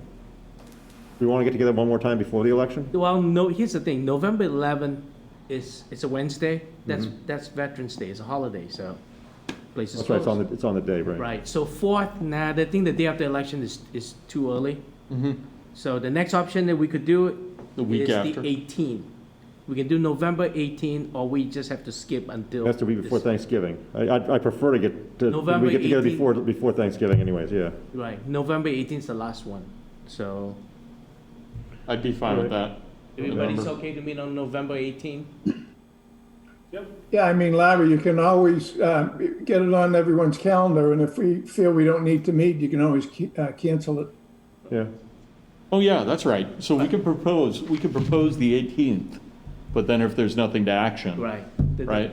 Is that how it works? But remember, there's not a whole lot's Well- there's no special town meeting, so there's nothing to be actioned on. But Correct. there's still stuff that we could, she makes it available for us to get online to be able to see the budgeting process to be able to get on She there. thinks it's gonna be closer to December. I don't think Okay. we're gonna see it before that. I know you talked about the state budget is still up in the air. The state is not gonna, I don't think we're gonna see it until end of November at the earliest. So you're right, you have a valid point, that the state Okay. budget is, So can we play it by year then? we can. So You say. here's the thing, we'll either do the 18th, if, I'll know within the next couple of weeks because Bill will give Bernard and myself some kind of update, so So we'll know what's coming. that's 5 weeks you're talking. Right. Why So- don't we also book a December date then? Yes, so it's either the 18th or December 2nd. So. I'd so- vote for both. Okay. I just, like I said. Tom just likes being here. No, I have never been on a committee here where we have gone one meeting in the fall, and that's it. We've always had other things that come up to discuss, and it's just, if it's even just to catch up with where we stand compared where we left off in June, and to get an assessment there and some discussion here, so we have, I wouldn't say camaraderie, but at least an understanding of where people are, their perspective of where they're in town, personal lives, as well as what they're hearing from their neighbors and stuff. I think to have that discussion is important. And I just asking a question, have you ever had a fall where you haven't had a special town meeting? yeah, there's been a couple in the past. Yeah, it's it's only come on in the last couple of years that it's almost become a regular. Every year there's something that's come up, but yeah, five, 6, 7 years ago. We've had a fall town meeting for 25 years. What? We've had a fall town meeting for 25 years. There's been a couple of years where we didn't. Here's the thing, since no one's here, I'll let you know. The reason we didn't call for an earlier meeting is because there were a lot of unknowns. Everything was up in the air. I talked to Frank about it too, and Frank said, you know what?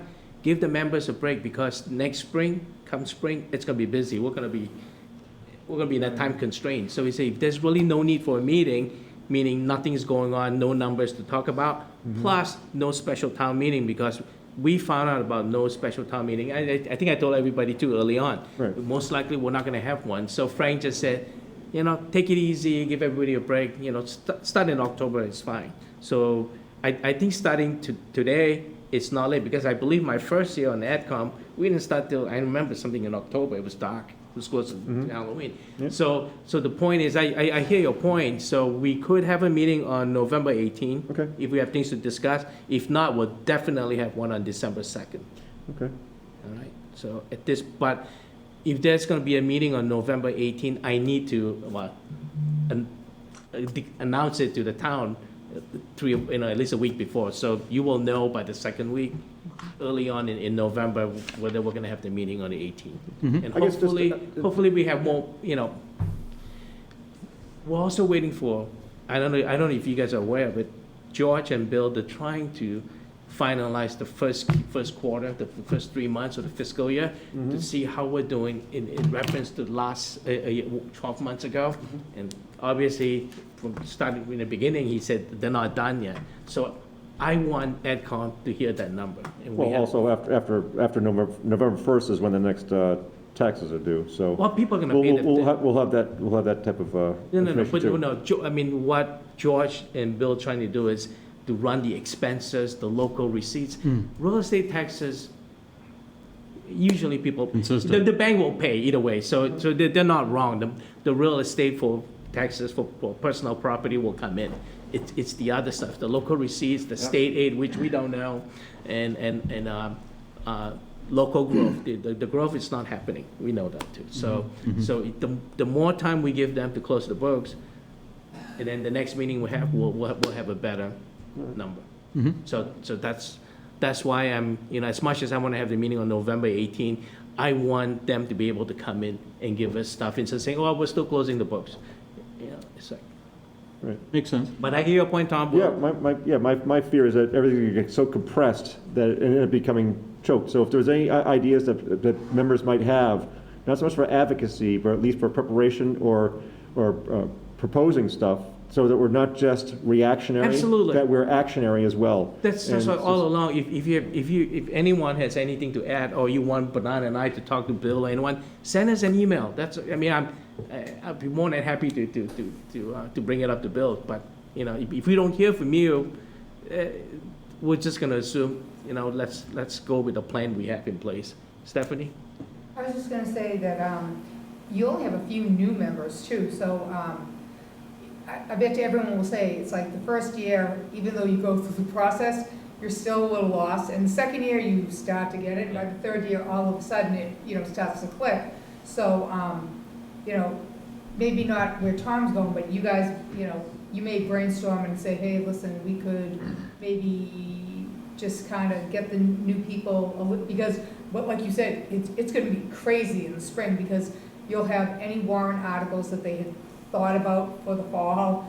So, you know, may have a spring not only with a complicated budget, but you could have, you know, 30 warrant articles, because everything will pile. And the other thing I was gonna say is also, make sure that we get something going between you guys and the Board of Selectmen. I know we've talked about the last couple of years of maybe having a mutual meeting, so we won't have that divide that we've had, you know, the last couple of years. You know, it'd be good for us all to be on the same page, and then even if we don't agree, but we've had a couple of years that the Board of Selectmen are here and the advisory committee's here, and even if we're not gonna be here, let's get here and not, you know, across. So I'm looking forward to meeting with you guys, and honestly, my time with you guys, I think, is making it really much easier for me at the Board of Selectmen's table. So just like, you know, I don't know, oh, is it on George, there? no, George handed this out tonight with the dates where the budget stuff, so I'm gonna look at it, and I'm gonna reach out to the Board of Selectmen chair. Doc, and try to have a joint meeting with AdCom and Select. Yeah, I think it'd be nice for us to have one that we're truly a mutual meeting, that we're having discussion with each other, and I think we all get on the same page. It's gonna be a rough spring for both, for the committee and the board, so it'd be nice for us to kind of bounce some stuff by each other before we actually dig into that budget. Stephanie, actually, to your point, one of the things that just came to my mind that was not addressed here, I'm sure we will going forward, is CIP. That seems to always be a point of, let's call it, we sometimes tend to agree to disagree. So Yeah. you're right on CIP because of the amount, so good point. But Stephanie, don't scare away the two new members about how big this week's gonna Hey, listen, I think Jack might be here because I told him he should He get is. involved. He's up there. Yeah, He's I on down saw there, him. yeah, he's I on- know. yeah, When yeah. we talked after the election, I said, make sure you get involved, because, you know, and, first name, everyone? John Mahoney. John, we talked on election day a Yep. little bit.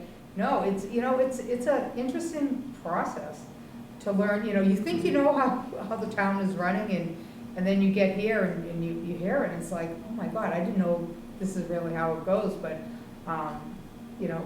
A couple of things I want to add for the new AdCom members, and then everybody else too, is that we asked Bill, okay, what's the contracts? There's two contracts going on. It's the chicken or the egg. Bill is having a hard time finalizing a contract because we don't know what the state is going to be, so he doesn't want to overcommit. So take that step. There's no contract in place.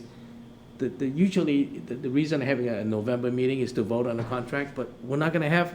He's not going to have a finalized contract. We're not going to have a town meeting. So that's one. Second thing I asked him is, okay, what about warrant articles? This, you know, street change, all this stuff. He said there's really nothing. He said no one's trying to push any development, anything through it. And I was told at that point, no, there's really not going to be a lot. He doesn't think it's going to be a lot in spring either. But you know, things could change. You know, things could change. Water department got its $9 million last spring, so they're not. That's another $9 million coming. They're not coming around. They're not coming around again. But because there's no articles, no budget to vote on. That's why, and not because Bill doesn't want to have a town meeting. He would love to have a town meeting if we could, but we cannot. So hence, because there's no town meeting, they usually AdCom in the fall. We spend a lot of time on the special town meeting talking about all these articles. There's really nothing to go really Well, discuss. I'll give you two examples of other things that we've probably had some part or some discussion about that now we're seeing with Marie talking about how going beyond Munis into a system that is a lot more going to be applicable to what we do for our analysis, rather than waiting on them to try and give us information, or that's something that we've been asking about for 6, 7, 8 Yes. years, is to be able to have that stuff and to be able to not have to wait on that one book, but be able to go on in real time, as she said. And the other thing would be to that we push for greater transparency on the CIP committee meetings. And I think in the last 2 or 3 years, that has begun to start changing.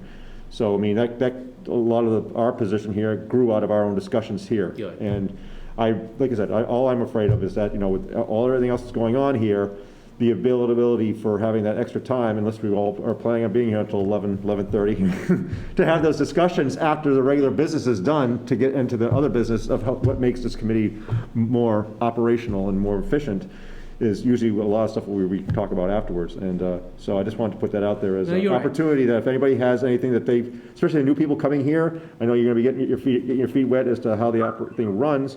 But at the same time, if you've heard about this, or you're joining this committee because of a particular purpose or something that came up that you saw you want to be a participant in, then bring that idea that you had that got you to sign on. And we'd love to hear that input, because new voices every session certainly helps spur the conversation, and may take us into a different direction that we may have gotten stuck in. So. Unfortunately, unless we know that vaccine does come, or if the numbers spike, you may see the governor, things could, it's going to be a crazy budget season. Plug could be pulled pretty quick anytime. We're just not going to know. I mean, what happens if all of a sudden numbers go up and he shuts restaurants down again, or hotels there's so much unknown. It's going to be a lot of work, and a lot of, you're not going to be able to prepare like in future years. You can predict numbers, and and I'll be honest, this is just my gut. I don't know, I know Bill and George are trying to be optimistic, but I don't know if we're going to see anything in July. Back in this. I mean, it's going to be a small window. They're starting to cancel things already into the beginning of the year. Yeah. I mean, I hope they're right, but it's, I think we have to stick with that 1.5. And just, and if it turns into something better, that's great, but it's, I'm not really sure how long it's going to take for that to bounce back. Well, back in the spring, we were all kind of scrambling and grasping at straws as to where we go next and how do we prepare ourselves. Now we've had, 5-6 months to think about it. We've seen contingencies, what has worked and what hasn't worked in other places, and so if we bring that forethought here to our discussions as to asking questions that aren't just like a yes/no question, but one with the contingencies as to, well, if the town finds this out, do we go in this direction? If we don't get this, do we go in this direction? To have that type of flexibility, and to maybe bring a perspective that hasn't been thought of yet, or maybe you've heard someplace else in the news, or from a family member or a friend works in something else in their own town. Any ideas that can help sustain the way we're treading water here? It's hard to, pretty Tom, successfully. it's hard to come up with questions when we don't have any information before us. I realize that we're going to, this is just my opinion, I realize that we're going to have a very busy spring, and if we have to have more than one meeting a week to get the job done, I'm all for that. And I don't want to sit in a meeting and waste all of our time until we really have something to go forward with. That's why Frank, believe me, my initial plan was to call a meeting much sooner, back in September, but then there's really no need, because if we're gonna come in and sit around and then ask, and it really not getting a lot of final information from management, it's hard for AdCom to move on. And then Frank did say, rest, give the committee a break in the fall, prepare them for a bigger meeting come January and February. So that's why I'm not gonna call for a meeting if I really don't have anything good and anything concrete. If I get a good information from Bill in the next couple of weeks, we'll definitely call a meeting, because I want you guys to hear it. but. Play it by ear. Until that comes, so let's play it by ear. If there's a need, we'll have one. Yeah, in at least November, we, if not at least, December. at least we know the proposed dates if we decide to move forward. So, And Larry, you only need like a week's notice, is that right? To notify the Technically, town? less than that, what's it? 5 days, I think. I have to Fine, okay. notify the town by Friday morning, but I tend to do it a Okay. week before. That way, because if you forget once, then you run all those open meeting violations. So I give myself So 1 that's week, easy. but really it's like 3 days, 3 business days. Got it. Do it. You can technically do it, I think, Monday morning, but, Well, you could, yeah. but why? Do you want Cutler? Do you want Bob to yell at you? I'm just kidding. Well, I just know Bob has to be in by Friday Yeah, for Tuesday. yeah, they now. always do it Friday. But, yeah, Yeah. yeah, So- smart. So, anything else? Anyone? The motion to Motion. adjourn? Second? second. All in favor? Right? Okay, Good night. bye. Good Hey, night. thanks for coming, Stephanie.